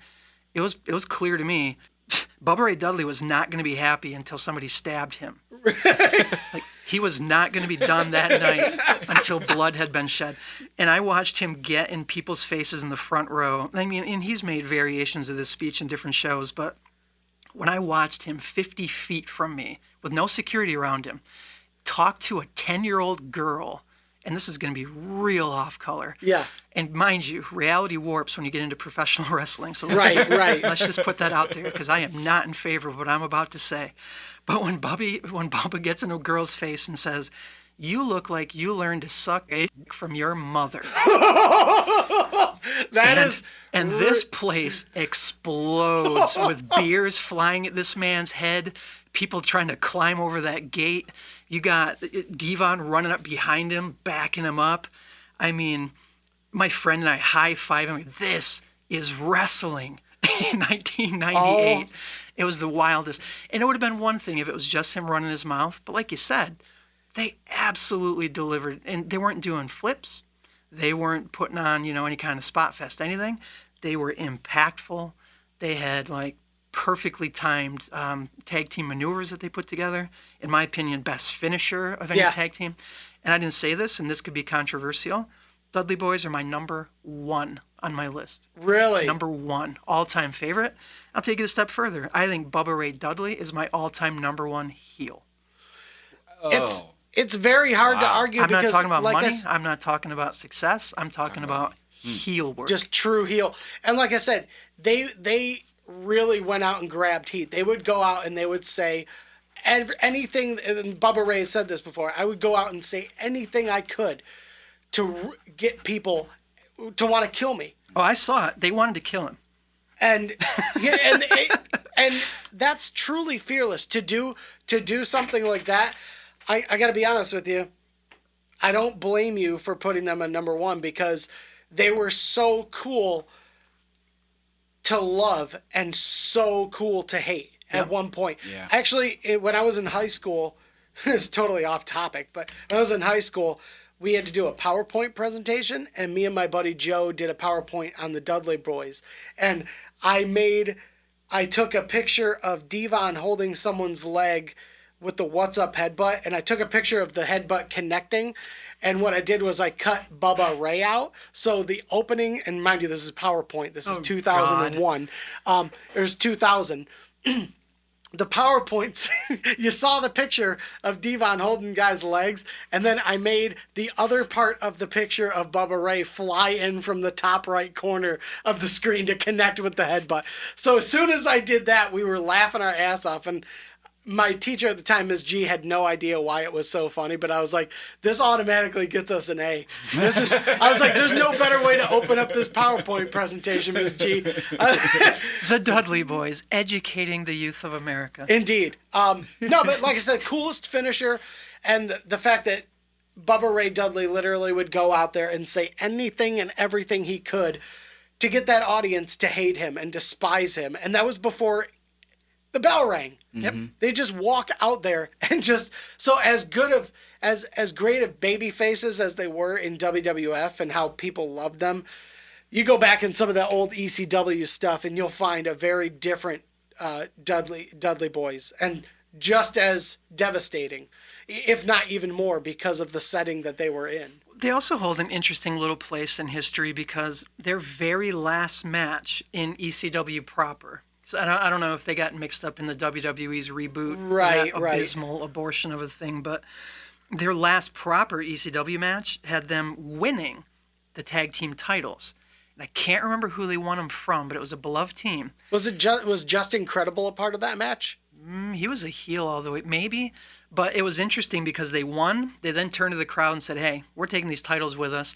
It was earlier, like when CM Punk was the world champion in Ring of Honor, he pulled the same move. I'm going to take this title. Yeah, I'm going I to saw that WWE. I'm going to sign the contract on this belt. Yeah. So they basically did a version of that. Right. Out came Tommy Dreamer, and I think Raven. And Raven came in to do his return. Yeah. He and Dreamer had been feuding already for years, and now they're the tag team champions. That's they just right. hot shot them in one match on their way out the door.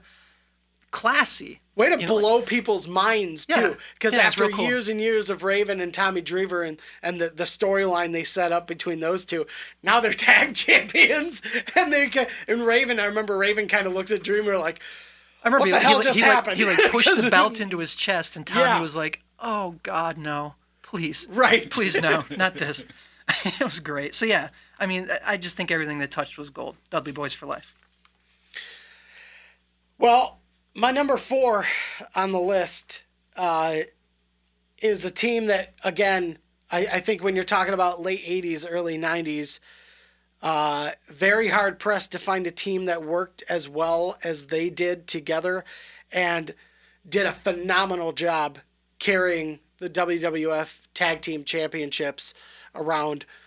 Jim the Animal Neidhart and Bret Hart, the Hart Foundation. Yep, on my list as well. Man, y'all are really hitting these. Yeah, I'm agreeing. I'm in agreement with a lot of these names. It's very tough, and it's gonna, like I said, you get to the top 3 and now you're starting to get personal, and I was never a major fan. Make this personal, brother. Yeah, now it's personal.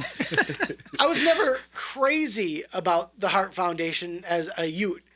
Did you say Ute? What's a Ute? What did I say? I don't know what I Sorry, said. youths. Youths.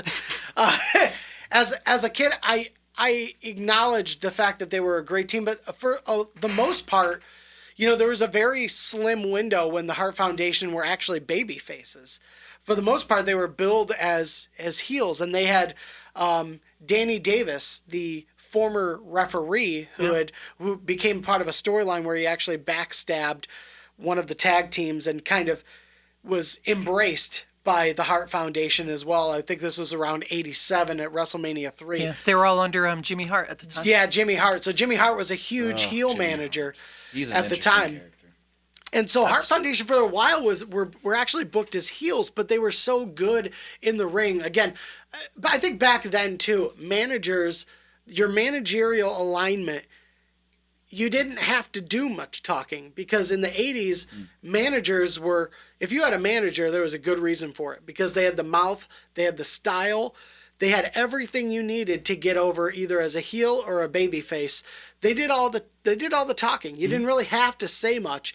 But the Hart Foundation really sold being heels in a very charismatic way, where they weren't overly bad. You know, they did just enough dirty stuff, which Bret Hart wasn't used to. You know, Bret Hart was very much like, you know, he comes from the Hart family. He's very respected. Yeah, up in Stampede, he was always a baby face. It was kind of like the Von Erichs when they were down in WCCW. Yeah, Exactly. The Hart family was like that in Calgary. Exactly. So when he came to WWF and they wanted to pose him as a heel, he had a really hard time doing that by himself. And when he brought Anvil into the picture and they began working as a tag team, it just became natural that they were just, like I said, they didn't do a whole lot to be heels, but they did just enough, and they had the talent to carry them, and they were easily, you know, the best tag team around. That's why they held the tag titles so much. That's why they were in the tag title run for so long, as long as they had done it for you know, 4 or 5 years. It's a long time to just primarily be a tag team. It was, you know, Bret Hart got his first world title at what, 93, I think it was. So It was maybe a couple years. Well, yes, the way I understand it is, so he came out of the tag team division. I don't know if there were plans for him to become Intercontinental Champion, but in short order, he became one. I believe him and Perfect were really good friends, That's and right. Perfect was very interested in Yep. working with Bret. So he really went up the ranks as a mid-card champion. And then he really blew the roof off the joint, though, when he passed the Intercontinental title off to Davy Boy Smith from the British Bulldogs Which is a at whole Wembley Stadium. Funny, And that feeds in. I'm not going to get into it, but Yeah. the British Bulldogs are the next one on my list. So Nice, we can absolutely. move directly into it. Yeah. But that was a great example of him losing and dropping the belt to Davy Boy, but making him look like $10 million. Oh yeah, Yes. And then Brett getting the nod. Okay, you're the world champion now. And what a cool pin that was. The reversal where Bret Hart goes for a sunset flip, Yep. lifts his leg up for leverage, and Davy Boy hooks both legs and leans forward. Yep. And Davy Boy weighed about 300 and 400 pounds of muscle at the time. Place just went insane in his home country too. That was just Yeah. again a classy thing. But it doesn't surprise me that British Bulldogs are on your team, because another powerhouse team Yeah. from the 80s that just Well, they fit the perfect prototype. So, you know, you had Bret Hart was kind of the mover and the wrestler. You had the Anvil, who was the cackler and the muscle of the right, group. exactly. Well, so then you had the Bulldogs. You had Davy Boy Smith as the big brute, and you had one of my all-time faves as a kid. Doing this list really made me realize how much of a work rate whore I've always been. Oh, yeah. The Dynamite Kid Yeah. was just Absolutely. groundbreaking Yeah. at the time. Yeah. And it's tough too, because you see where, you know, some of the stuff that came out after the fact, and Oh yeah, he's had a hard life. a lot of the rumored things that have taken place, but just who he is now, and like at the end of his, you know, it's sad to see what wrestling can do to people. You know, how you can be on top of the world at any given moment, and now, you know, you're in a wheelchair with a pin sticking out of your toe. And Well, and let's be fair too. I mean, it's not like they were exactly screening people for steroid or drug use back at the time. oh, no doubt, yeah, and he's open to that totally. If you look back and you take a look at what Dynamite and Davey looked like going into WrestleMania 3, I mean, they're both huge, but specifically Dynamite, because Yeah. how short he was, he looked like a sausage skin crammed full of way too much sausage. Right. He had that cobra neck, like there was no neck. Yeah. Traps just attached to the top of his head like a kite. He never stopped moving. And here's the thing, like they were so wrapped up in muscle. It's smart as a pro wrestler, like people want to get body specific or whatever. But I think you can objectively agree that the more muscle you have on your frame, the more it's going to help with the impact when you're taking bumps and stuff No like doubt. that. Yeah. So in the moment, he may not have noticed all this damage that was accruing, but you can't stay that muscular forever. Exactly. And eventually your joints are going to tell you, like, yo, you fucked up. Yeah. And then here he is. But yeah, so as a team, I mean, was there a more beloved team in WWF at the time than the British Bulldogs? They had so much love from especially the American audience too. But when they worked the angle of Bobby Heenan being scared of Matilda, he was the stealing bulldog, Matilda, got kidnapped. when they got her back, like fans used to care about the most minimalistic things back then. And when the British Bulldogs got their dog back, dude, like the crowd was just literally enthused beyond words and definition. They were going crazy. I would argue that Matilda was on par with Miss Elizabeth at no the doubt. time. No doubt. People and it's were crazy. really concerned about both of them. They were really like, I can't believe they took Matilda. What? And back then, mind you, this is a different era. There's no internet. There's no, none of that. So everything that's happening in front of them is life-changing, and the only thing they have to base it off of are the wrestling magazines. Yep. So yeah, absolutely. I would absolutely put them up towards the top of the list because, again, at the time, they were huge, and they were completely embraced by the crowd. Yep. Getting into the top three was difficult, and trying to manipulate. I knew who my number one was, and I don't think there was any changing that, but it was trying to figure out who the number two and number three were. I think in general, if I were to base it off of my opinion, which I know this list is about, number two and number three would be switched around, but I don't think it's very fair for the number two team if I were to put them at three, because I think they're easily the most legendary tag team of all time. But starting at number three, personal favorite of mine, they had the mic skills. They had, again, one of those teams where separate, they're not going to do anything super memorable. Together, they had the ability to sell a perfect match, and they almost felt like they were destined to be tag team partners, and that's a Road Dogg Jesse James and Badass Billy Gunn. Ooh. New Age Outlaws. Oh, you didn't know? Your ass better call somebody. And what a way to come out, too. Like, I felt like that second generation of DX really had the ability to, like, you had X-Pac, who had his own theme music, and he had his own personality, and then you had the New Age Outlaws, and then you had Triple H, and they were all blood brothers. They came together, and they created literally what Triple H said, the DX Army that should have been right from the start. And, New Age Outlaws, they were cool even before they joined DX. They were coming out with like spray brushed South Park shirts and stuff like that, and that's when that was really big. And I always thought that was really cool. And then, of course, the infamous Gagama when they pushed Terry Funk and Mick Foley off the stage. Oh, and they were in a trash can. dumpster on wheels. Don't you do that!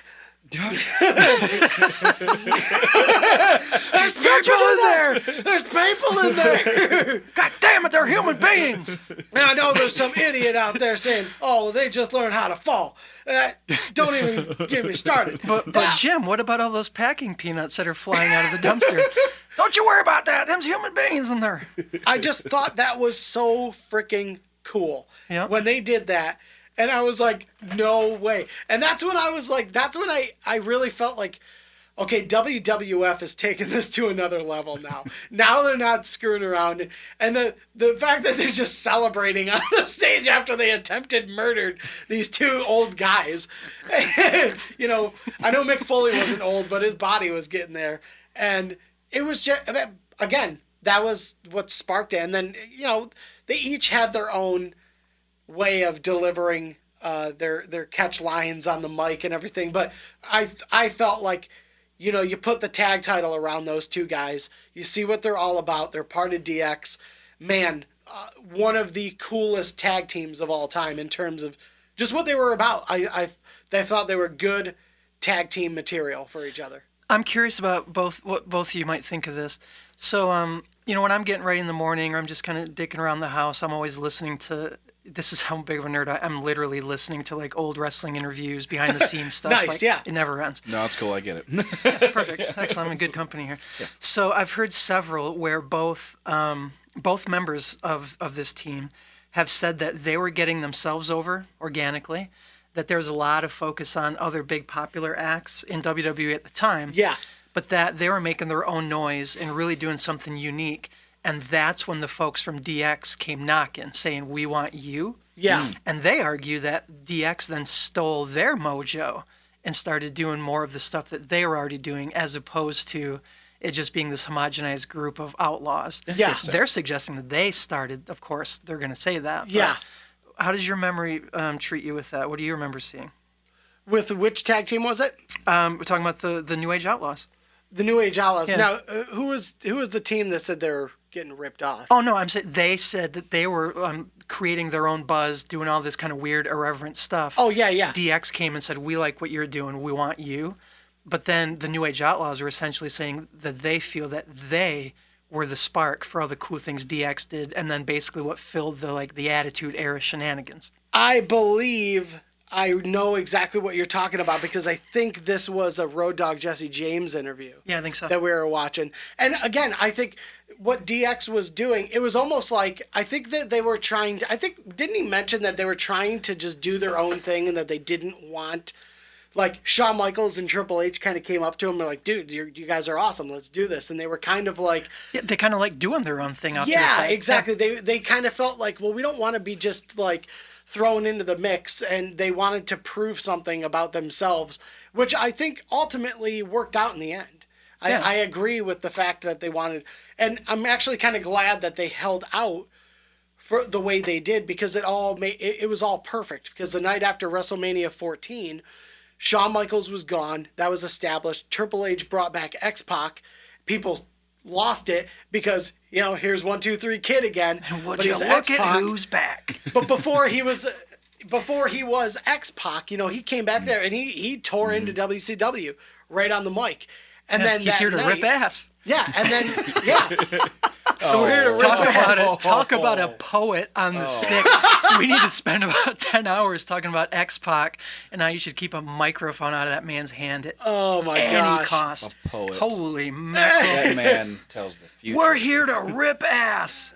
And end of sentence. And then at the end of the night, that's when officially the New Age Outlaws join DX. So again, it was a groundbreaking night for not only DX, but just WWF in general. They were like, here's our faction, and we're going to do all the stuff that TNT won't let you guys do. And that's what they did. And that's, like Nash once said, he's like, we got standards and practice guy in our back room, and they got Jenna Jameson sleeping with Val Venus. It's just like, they're just, again, consummate tag team champions. And one of my favorites of all time. One of the best and funniest to watch. They're entertaining, but they're also really good in the ring as well.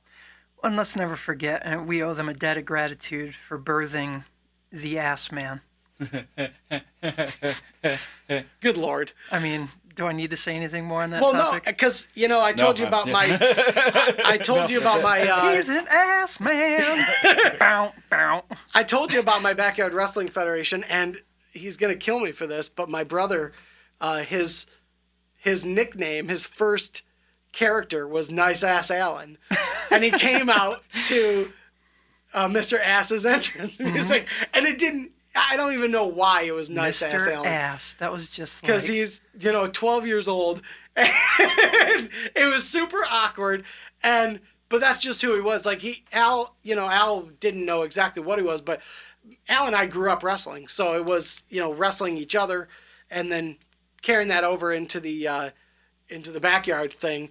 It was just super funny. It's a solid name, Nice Ass Allen. I'm not gonna lie, that's solid. Dude, he was. Was there a comma in there, like Nice Ass Allen? No. Or it was like Bad News Nice Brown. Alan Nice Frank. Ass Who's Allen. Bad News Barrett, by the way? Jumping topics for a moment. He's the king of somewhere, isn't he? Still over there being royal, doing his job. He was the king of something. A little bit of bad news. Sorry. Oh, you're good. So getting into the top two, and like I said, this was really hard because I knew. Oh wait, I got one for you. Oh, do you? Okay, cool. Well, so mine got a little bit mixed up because we hadn't compared notes, and so we've already hit a couple of my tops. So I'm going to save my last one of my top three. The next one I want to touch on, I actually was introduced to. I used to try to watch TNA back before it became Impact. It was first coming up. There was a young tag team that showed up that reminded me a lot of the Hardys, and I don't think it was any accident the way they were being marketed. Right. When I saw them, they were being called Generation Me, and now we Oh. know them and love them as the Young Bucks. Yeah, Yeah. absolutely. Yep. Again, it's very similar. If you look to the way they wrestle, it's no surprise who they've drawn Yeah. inspiration from. Yeah. There were another group who were out doing stuff. I don't even think they were on a trampoline. I think their parents built them a ring when they were young. Wow. If I remember correctly, we're talking like 12 years old kind of Right, thing. exactly. My parents weren't that cool. Right. And we always hear these stories about these Mexican wrestlers and the families like the Guerreros. And Yeah. Pentagon is cousins with Rey Fenix, but they're brothers on TV. They have all this great chemistry because they've been in that ring, not just learning skill, Yeah. but doing it together for all that time. It just becomes second nature. Yep. So take these guys who are literal brothers, put them in a ring for all these years, set them loose. They've never looked like these guys who ought to get pushed. You know, they're fine. They're strong 7 out of 10s on a lot of scales. Yep. They're not the most athletic. They're not the most anything. But everywhere they've gone, I wrote down here in my notes, they were like a band. They weren't like marketed necessarily strongly. They would go to different feds and just prove themselves with their skill. Yeah. I remember telling you when we met last week, I played in a band that toured America a little bit, like a bunch of years ago, and we wouldn't play our hometown for a good year and a half. Right. We wanted to hit the road, kind of figure out how to get our legs under us without a friendly crowd, put it together, and then eventually we came home, and it was this like, what the hell just happened? Like, Right. we're ready to blow this place up. No doubt. And the Young Bucks always caught my eye because, they weren't getting that big push. They weren't the next big thing. Yeah. They would just show up and grind, and they were always the best. Now, I think that organic also fed into, though, and again, I pay attention to more than just what's going on in the ring. They were the guys who got their stuff when they were with Bullet Club in Yeah. New Yeah. Japan. Yeah. And they single-handedly started getting their merch carried in Hot Topic. WWE, as far as I know, had never even had a contract with Hot Topic. Did Right. they? I don't believe so. I think that was all secondhand stuff, like and secondary merchandising Yeah. for them. So Right. these guys had created such a buzz, and I don't know if they were just able to go in there as entrepreneurs and like talk a big game to get this to happen. Right. But I mean, that doesn't sound like a lot to say because we all know about Hot Topic. But for them to do that with no big WWE machine, Right. just show up and bam, their stuff's getting sold. That's a testament to how cool these guys are and everything they touch. Absolutely. They're the founding fathers of AEW, for God's sake. Yeah, they really are. I think when you're looking at the top 2 tag teams, you're talking about, well, the inner circle. They've got their team, but between them and Lucha Bros and Young Bucks, I mean, Young Bucks are easy favorites as tag team champions. They're Yeah. easy. Yep. They make it very easy for you to go. You can put the title belts on them, and they're going to draw.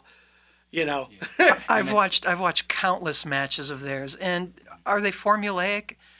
Maybe. I don't know. I mean, not any more or any less than any other matches as far as I'm concerned. But, Yeah. We talked about not just creativity of maneuvers, but being in sync with your partner. Yeah. They were really bringing out those 4 and 5 move chains where one guy would do a snapmare, one guy would kick him in the face, the other guy would do the moonsault, the other guy would do the leg drop, they do a double drop elbow, like just stringing it together Yeah. seamlessly.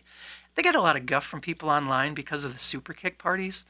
Right. Right. I love those parties. Thank you. Yeah, Best I'm kind a of big party. fan. I'm a very big fan of that, especially the Orange Cassidy double kick last week. That just blew me away. I've never seen someone perform that high level of mastery of the super kick in my life as Orange Cassidy.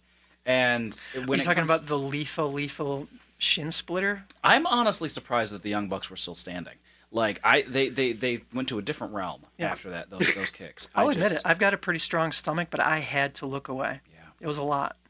And I will also echo with what you said when it came down to the Young Bucks, is that they were a component as to my interest back when they were in New Japan Pro Wrestling as well. And seeing them and compete in a variety of different arenas, and then also, as you just said, prove themselves before they had the belts or even try and carry a belt of anybody's at that time, they just kept hitting the grindstone. And then when it came down to putting their shirts inside a Hot Topic, I love the fact that they started churning out their own shirts in the sense in which we're setting up shop in Chicago. We're going to start printing shirts. And how we're going to start printing shirts is we're going to start building relationships with other current wrestlers or other wrestlers who have been in the game for a while, and we're going to be their main go-to. So, for example, on their website, which is the most interesting thing, they're the primary go-to for a lot of major WWE wrestlers. Like, they're the single funder or single printing shop for, I believe it's Mick Foley, as well as like 15 other people. That's insane. And Ric Flair's advertised on their website, I believe. Woo! Right. So. Woo! Yeah, I can't woo. But okay. So, but yeah, it's most interesting to me because they saw the ground game before they were already going to start building all of the other stuff. And I find, again, you know your fan base. You know what they're interested in. They know the work rate. They know that they want these grind horses that are actually able to innovate and challenge the game, but also have everything and all their ducks in a row beforehand. Yeah. So yeah, that was something that really kind of grabbed my attention with the Young Bucks particularly. Because man, that their pro wrestling shirt website is... Was it ProWrestlingShirts.com? Yeah, Pro Wrestling Tees, I believe. Tees, there you go. And and I've been to the shop a couple times. Great place. Cool veneer on the outside. And again, if you're the official merchandiser of WWE folks, that's got to be a craw. Right. Yeah, that's got to bother Vince a great deal. I said it last week that a majority of what we're seeing from the Orange Cassidys to the Joey Janela's to the Luchasaurus to the Bucks, Pro Wrestling Guerrilla has been a huge thing in California for a bunch of years now. Well, I don't want to say huge because their shows usually have 300 or 400 people. But if you wanted to check the pulse of the most popular, cool stuff going on in independent wrestling for the last 5 years, easy. Yeah. Pro Wrestling Guerrilla. You need to check it out. That's where the Bucks came from. Super Dragon. You know? God. You ever need a curb stomp, you know who to call. Exactly. Oh, God. Yeah. Oh, good Lord. Yep. Well. Was it 13 that... Sorry. 13 curb stomps didn't kill the Fiend. Well, that's because... That's a far cry from the 3 tombstones I don't it know what took to The tell you. Undertaker to beat Kane at WrestleMania 13 I got or 14. I got nothing. Yeah. So the I just got nothing on that. moving along with the Crucial Squared Circle. Yeah. We're gonna dabble in the top 2. And like I said, the only reason, I would have put New Age Outlaws at number 2 because I like them in the grand scheme a little bit better than these guys, just, because it's very hard to deal with what New Age Outlaws had going on as a tag team. But if you're going to talk about the greatest tag team of all time, the majority of people will put the Legion of Doom at number 1. And Not the Bushwhackers? And yeah. And matching Not the outfits. Heavenly Bodies? What? They both ate sardines. Not the Killer Bees? The Ding Dongs? The Ding Dongs. For me... Thank you. Ding Dong shout out. What the hell? I'm not making anything up. You think I'm making that up? You look it up. Look up the Ding Dongs. I think he's about to show you, JR. Yeah, a lot of people would put Legion of Doom as number 1, and it's I would not even argue with that. They're my number 2 though. Mine as well. On my personal list. Yep, number 2. And I mean, what can you say? What can't you say about the Legion of Doom? They inspired what it is to be an intimidating tag team. They were the prototype for that. They absolutely were. And with even when they had their manager, and even after they parted ways with the manager, and they had him, when they came initially to the WWF. But shout out Paul Ellering. Yeah, Paul Ellering just, that was his job, is to bring them in. But man, when you talk about devastating tag teams and intimidating, they didn't need a manager because they had the enthusiasm, they had, again, the anger, and they had the mic skills. They each had particular ways that they spoke on the mic. Mm-hmm. And really intimidated you as a fan of professional wrestling when you saw these guys on the mic, because they would get in there and they would basically spit about how they're going to tear you apart.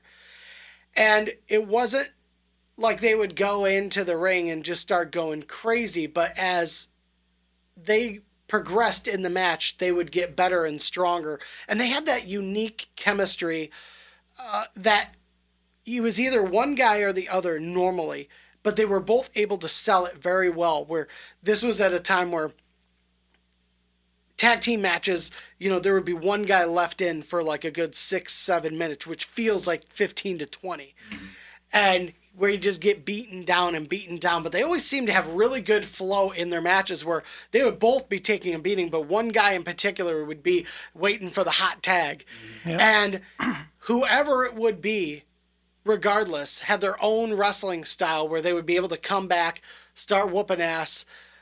It would then go back and forth and then ultimately lead to the wrap up of the match. And, the Doomsday Device was the classic tag team finisher that was just, it was devastating, because sometimes you would clothesline dude and he would land on his friggin' head.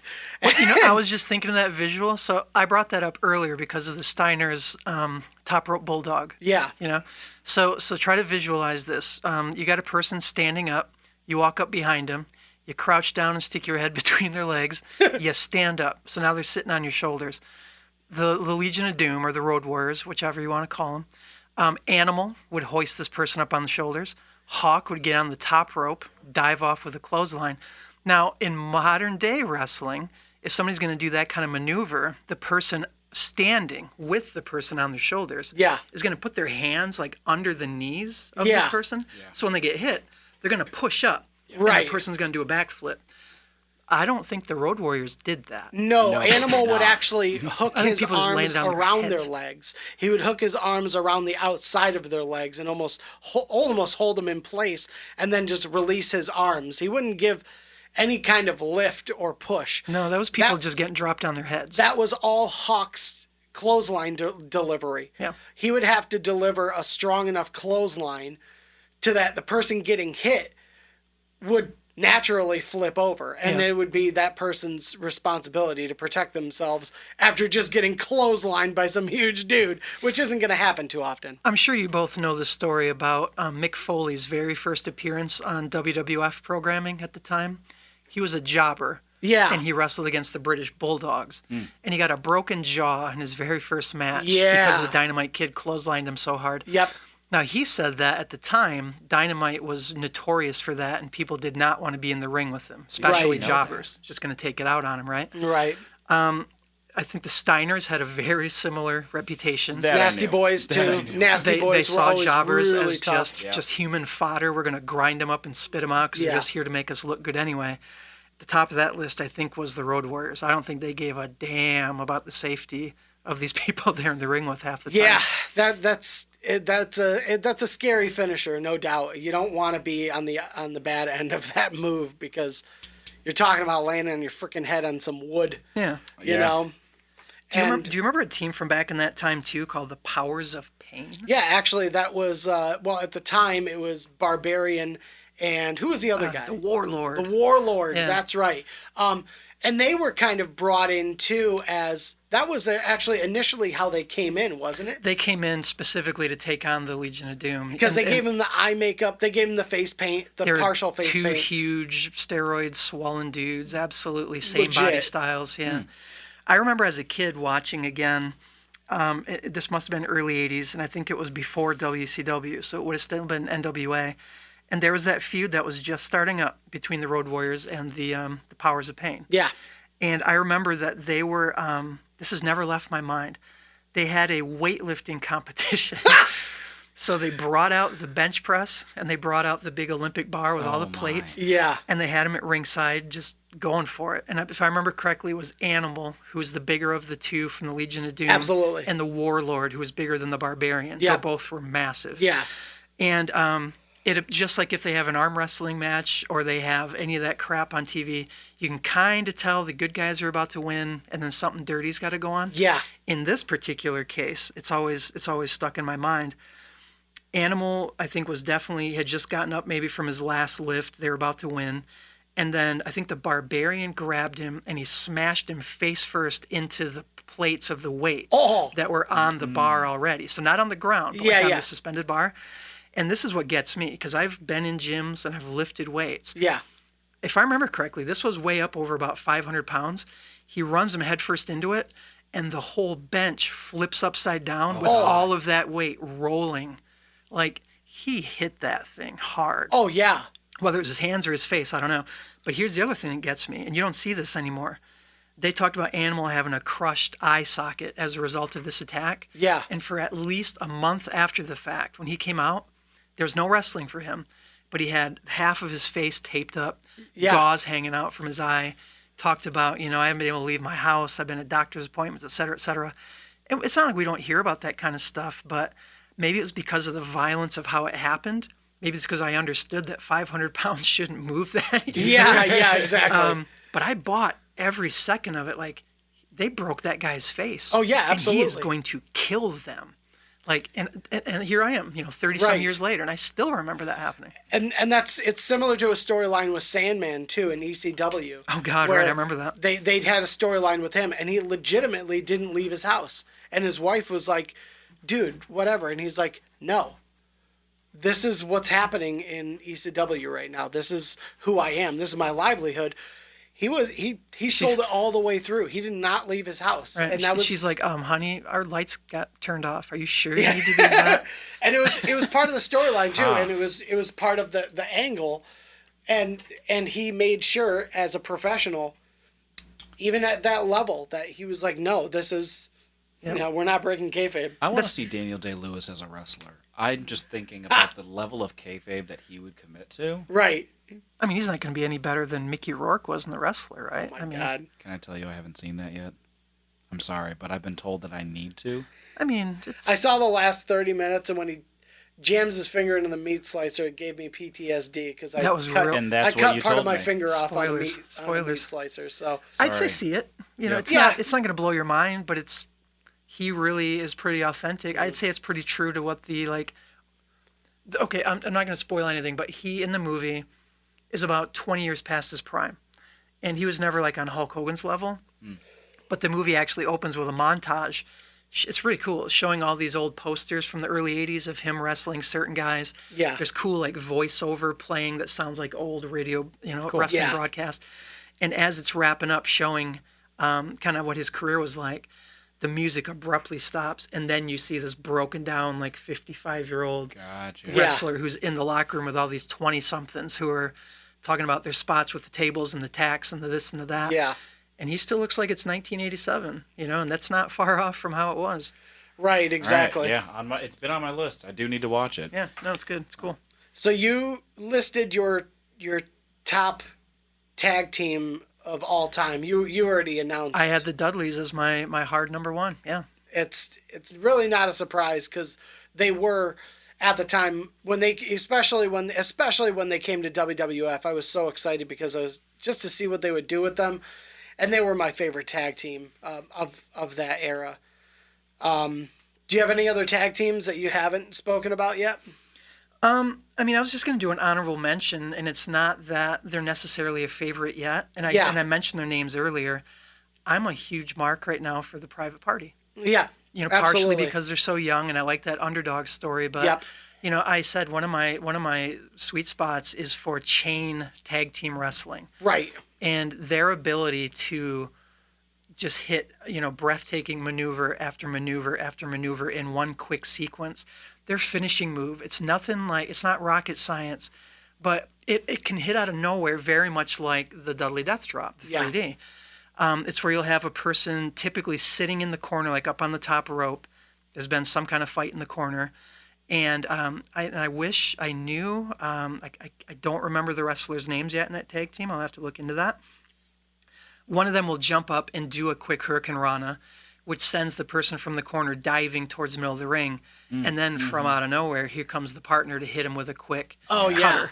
Catches him in the cutter. Yeah. And I mean, it's to call it poetry in motion.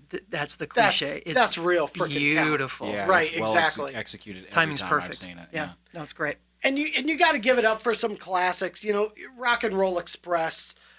You know, one of the greatest tag teams of all time. And again, this list is very very partial because it's about who you grew up watching, what kind of impact they made on you.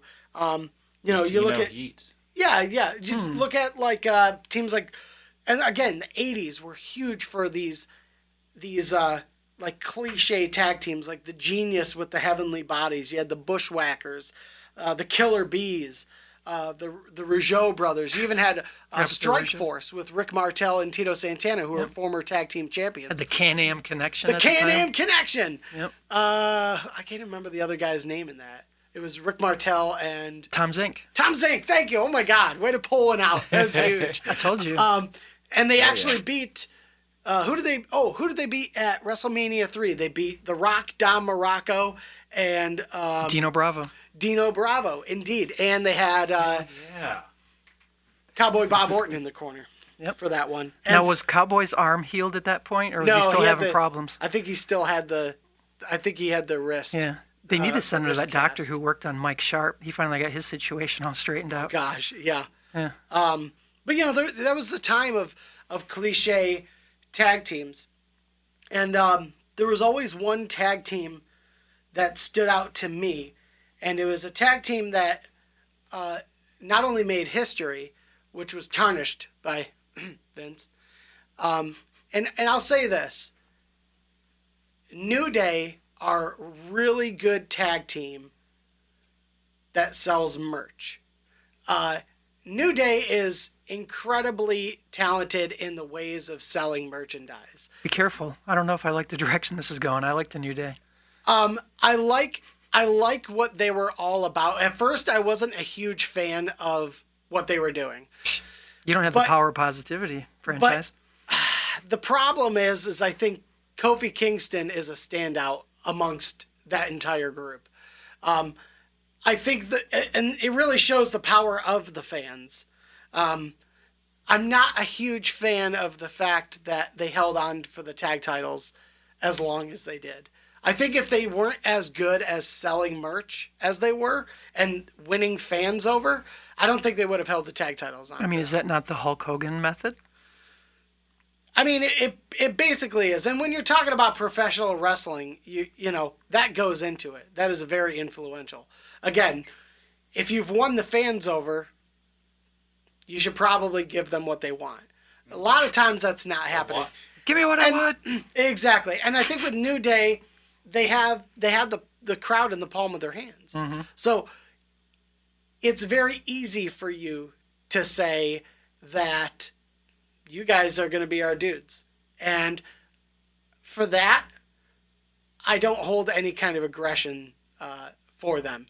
The aggression falls on Vince McMahon because I think making them the longest running tag team champions in WWF history was less about New Day and more about Vince's gripe with one of the members of the previous longest running tag team champions in WWF history, because one of those guys made a case that, well, he was one of the leading guys when it came to mental health and saying that WWF doesn't care about their old talent and that they accept no responsibility for some of the after effects of what happens to these wrestlers when they get older.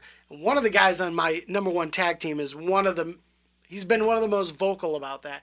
And I feel that's one of the reasons Vince made the decision to destroy that legacy and to bury the fact that he was ever a part of anything going down in WWF history. I think he wanted New Day to destroy that, and New Day also helped themselves out by being who they were and being what they were all about, is having fun and basically winning the entire crowd. There was not anybody in their crowd who hates New Day. This is hilarious because I remember Tom Zink and Dino Bravo off the top of my head, and my anticipation, I have no idea who you're going to say. I really don't. Like I said, a lot of people will say Legion of Doom is the number one tag team, but WWF's answer to Legion of Doom will always be... You are not going to say what I think you're about to say.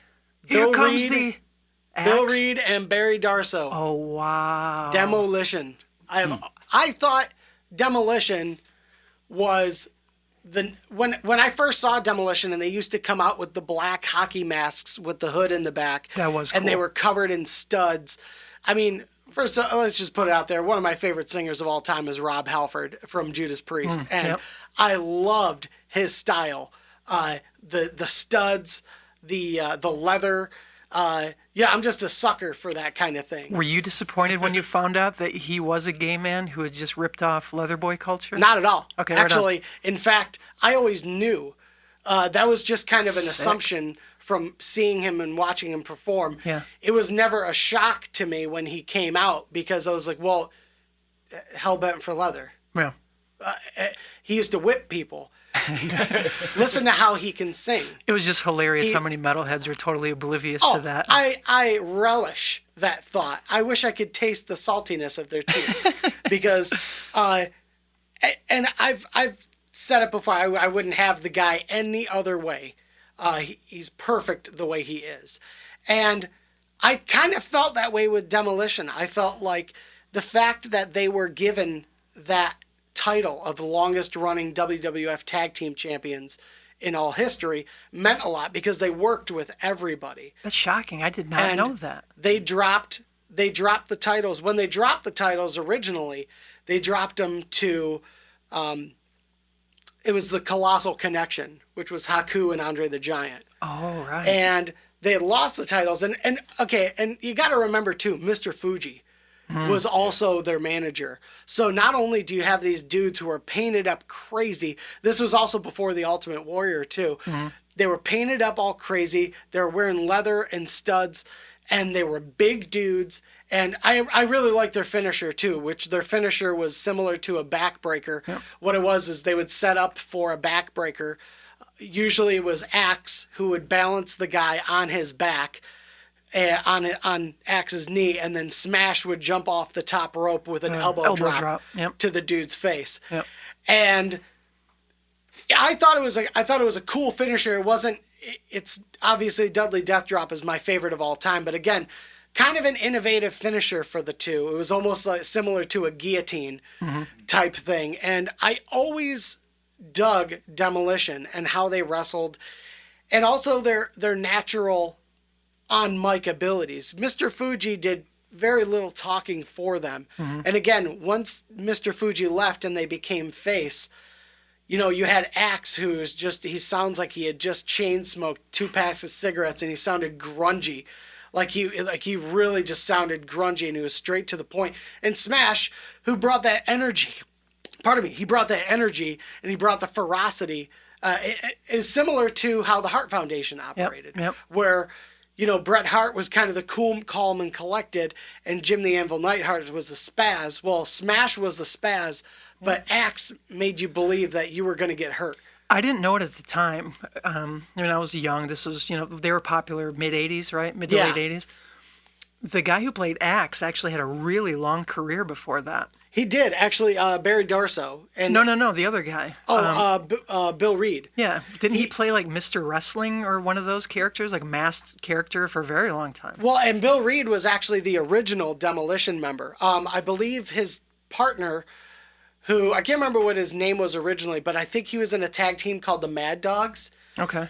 And people actually chanted it because they recognized him through the face paint. So they broke that up because they liked the Demolition idea, but they didn't like the fact that fans could tell that this was a guy from another team. They wanted a fresh face. Okay. And that's when Dorso came in and completed the team as Smash. Okay. But you're right. Bill Reed was he had been around for a little bit longer. Yeah. As Axe, and it was something that I wanted to bring up too. I will always give Demolition credit because Demolition had one of my top 3 pops that I've ever seen. And if you go back and watch WrestleMania 6, and it's the one at the Sky Dome. Unfortunately, Andre the Giant, his health had deteriorated so much that he played corner man, basically.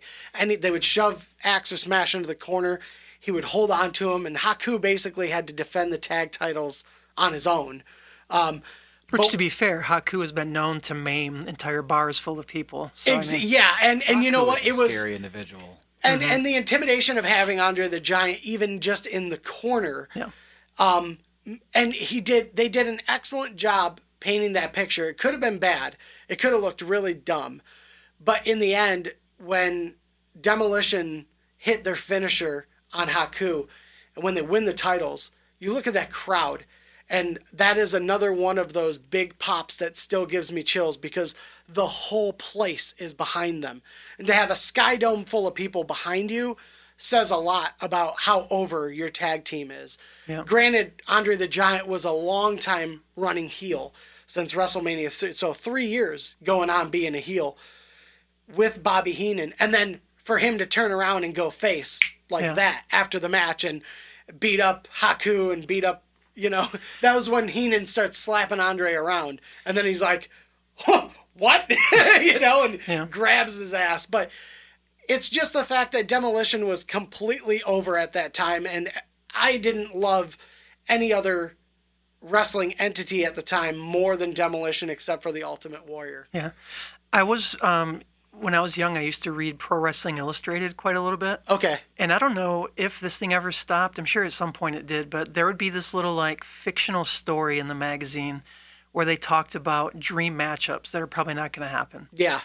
And I have this memory. I don't know if I was on my way to vacation, but I have a visual of being in a car and I'm reading Pro Wrestling Illustrated and I'm reading a story about the members of Demolition encountering the members of the Legion of Doom. Oh, yeah. In a mall somewhere and just beating the living hell out of one another. And my young brain going, did they make this up? Did this really happen? Yeah. I didn't know, but it was so cool to think about because clearly they were created in the image of. Very much. And then eventually I think they did cross paths, but at the time that was a mind blower, the notion of these two crossing paths. They were definitely the WWF's answer to the Road Warriors. Yeah. There's no doubt that they were created in their image. I just liked how it was presented. I thought WWF's... I'd seen the Road Warriors. I liked their wrestling, but I was just all about Demolition. I was all about the fact that Fuji was behind them. And even once they moved on from Fuji, I just liked who they were as individuals. And when Bill Reed had contracted that shellfish virus, I believe he had come down with an allergic reaction, which really messed up his health, which is why they brought Crush into the mix. If you remember, Crush became the third, and that was very similar to when Puke became the third member of Legion of Doom. It had He's gotta puke.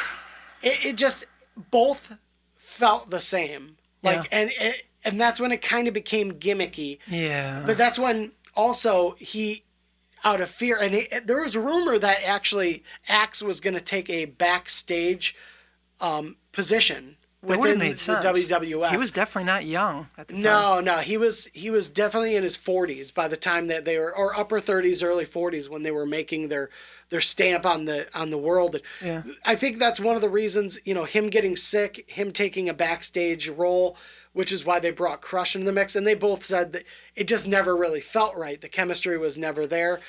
It was a cool package. It was a cool action figure. There's 3 of them now.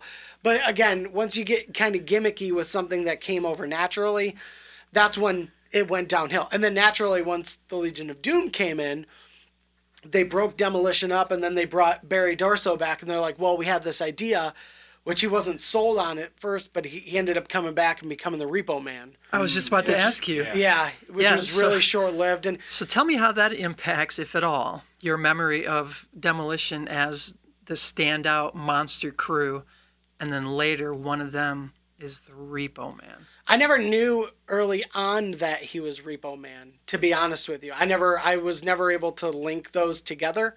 Yeah. But looking back on it, I got to give him some props because, going from literally one character to a completely different character, I got to give it up to him. He sold that interview at Royal Rumble 1992. He was a part of the Royal Rumble, and this is when pre-Rumble vignettes were huge, where each wrestler kind of had their say in what they were going to do. Those little like 10 seconds of... Yeah, it was like a 20 to 30 second shoot interview where I'm going to win. And, I may have drawn the number 3, but I'm going to fight hard for my parents tonight. Yeah. I won't get eliminated in 60 seconds. Yeah. Yeah, good luck with that, Barry Horowitz. But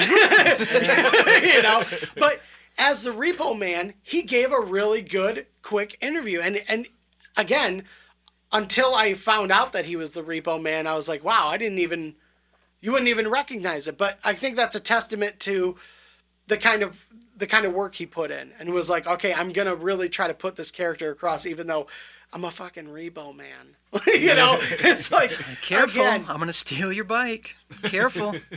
He just did such a, I'm going to repossess your car. And that was his angle that particular Royal Rumble was the best Royal Rumble that's ever taken place in my opinion, where Ric Flair wins on entry number 3, where nobody had ever come in before number 5 and won, where Bobby the Brain Heenan had an investment on Ric Flair winning, and Gorilla Monsoon and Bobby the Brain Heenan put on a award-winning performance. If you've never seen Royal Rumble 92 or aren't privy to what was kind of happening around that time, Gorilla Monsoon and Bobby the Brain Heenan put on, even though my personal favorite is Heenan and Jesse Ventura, those two put on an award-winning performance on selling a storyline. Their performance is what it means to be an entertainer. Is that where Gorilla was real bent out of shape about the fact that Heenan was like he's supposed to be a broadcaster? Why are you so in favor of this guy? Am I remembering that wrong? He was very much aware that because that was kind of like one of their main angles. But this particular match, he made the story goes as Heenan made a massive, massive investment in Ric Flair becoming the world champion. And this was going to take Heenan to new heights. And Gorilla Monsoon's angle was, as soon as Ric Flair hits, the first entry is British Bulldog. The second entry is $1 Million Man Ted DiBiase. And the winner of the Royal Rumble wins the WWF Heavyweight title. Yep. As soon as DiBiase is out, Ric Flair comes in at number 3. And that's when the performance begins. You've got the performance inside the ring. You're about to have a guy who's going to go over an hour and 10 minutes in the ring to win the world title. But you've got the on-air performance of Gorilla Monsoon and Bobby the Brain Heenan, who is having a mental breakdown because he knows he's screwed. He believes in Ric Flair. He truly believes he's going to win, but he knows he's totally screwed. And Gorilla's right there like, you can kiss it goodbye. It's over. Nobody has ever come in before number 5. They paint an absolute amazing picture. And it's still my all-time favorite. It's my all-time favorite match to watch because of the way Ric Flair tells the story with his body and the way Gorilla Monsoon and Bobby the Brain Heenan narrate this incredible event. And I don't think there's ever been a more believable conversation between two people. And the whole time Gorilla's like, he's laughing at him. He's like, I told you, it's over. It's not going to happen. And the whole time Gorilla's like, would you shut up? He's yelling at Gorilla Monsoon, and they're going back and forth. And the beauty of it is the change in attitude with Bobby the Brain Heenan during that match. I know we're getting a little off topic, but it's such a phenomenal job because you see Heenan changing where you get in there and Ric Flair is getting pounded and almost eliminated, and you've got Bobby the Brain Heenan who's crying on air, and then Roddy Piper goes up and breaks it up and kind of saves Ric Flair temporarily. And he's like, thank you. He's like, thank you, Roddy. It's not a skirt. It's a kilt. And then a couple seconds later, Roddy Piper starts beating up on Flair, and he's like, "You freak! You skirt wearing freak! It's not a kilt, it's a skirt!" And it shifts right back to, but the main thing is it's believable. The whole thing is passionate and believable, and it was an interesting angle anyway, because that was when Flair made his debut. I mean, Right. now we're kind of used to people crossing paths and showing up in other companies, but at the time, again, if people were just WWF fans, they were used to Hogan being the center of the universe. exactly. But Flair had been doing it all over the planet for, I mean, decades already. He was the NWA. Exactly. So for him to come in under Heenan was just the most perfect marriage anyway, to make that make sense. I remember Mr. Yeah. Perfect was in on that mix. Yeah, Perfect was the backup man. He had Flair's back. Honestly, you watch that event, and like I said, it's just, for me, it's just chills. They perfected the art of calling a match and making you understand that you're now a part of the storyline. By experiencing and watching this, you are now in it. You're now a part of the story. And that's something that I feel is incredibly lacking with the WWE today.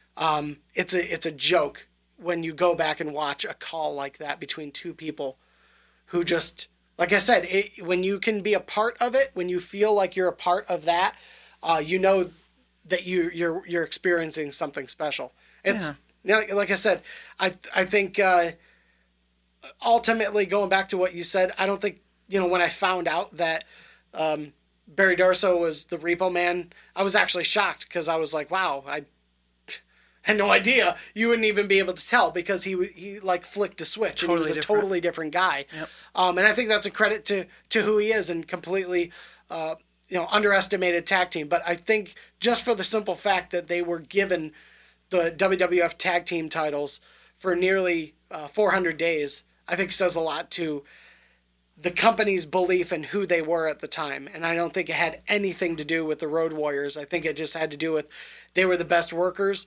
They had earned their titles, and then when they had their titles, people got behind them. They started enjoying them. Fuji, all it took was Fuji hooking them with the cane and screwing them over with the powers of pain to get them over with the crowd. And once that happened, Little dash of salt here and there.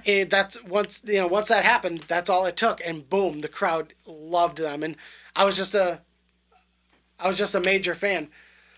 So yeah, I mean, I loved both lists. I thought they were, I thought, like I said, all that stuff's. Yeah. I figured we'd have a lot of crossover, but it's Yeah. definitely interesting to hear how, you're affected by different things at different times. Very cool. Absolutely. Well, we'll get into a lot more going forward. We're going to take a week off.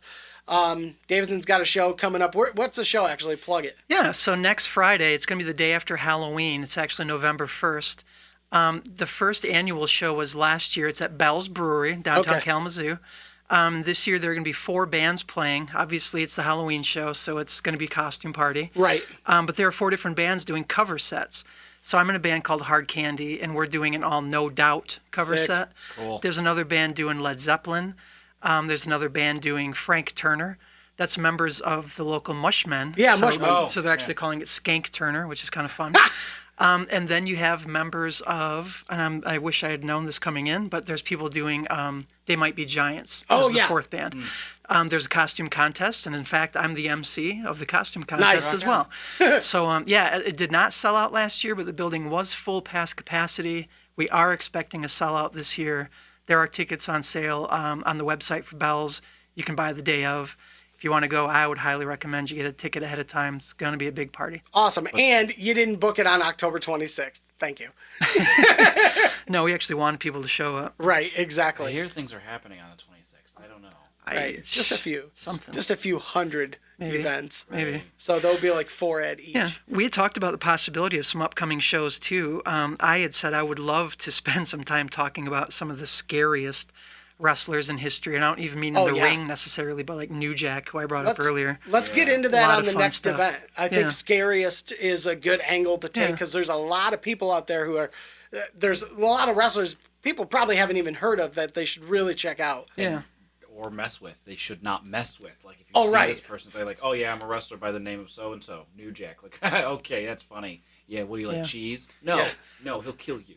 If Right. you ever see a giant Tongan in a bar and he tells you his name is Haku, he may or may not be wearing a purple velvet robe. Don't talk to him. He may bite your nose off and throw it at your friend. Yeah. We'll get into it in a couple of weeks. The Crucial Squared Circle going to talk about some of the scariest professional wrestlers of all time. Enjoy your Halloween. Enjoy this podcast, and we appreciate you guys hanging out. We'll talk to you again soon.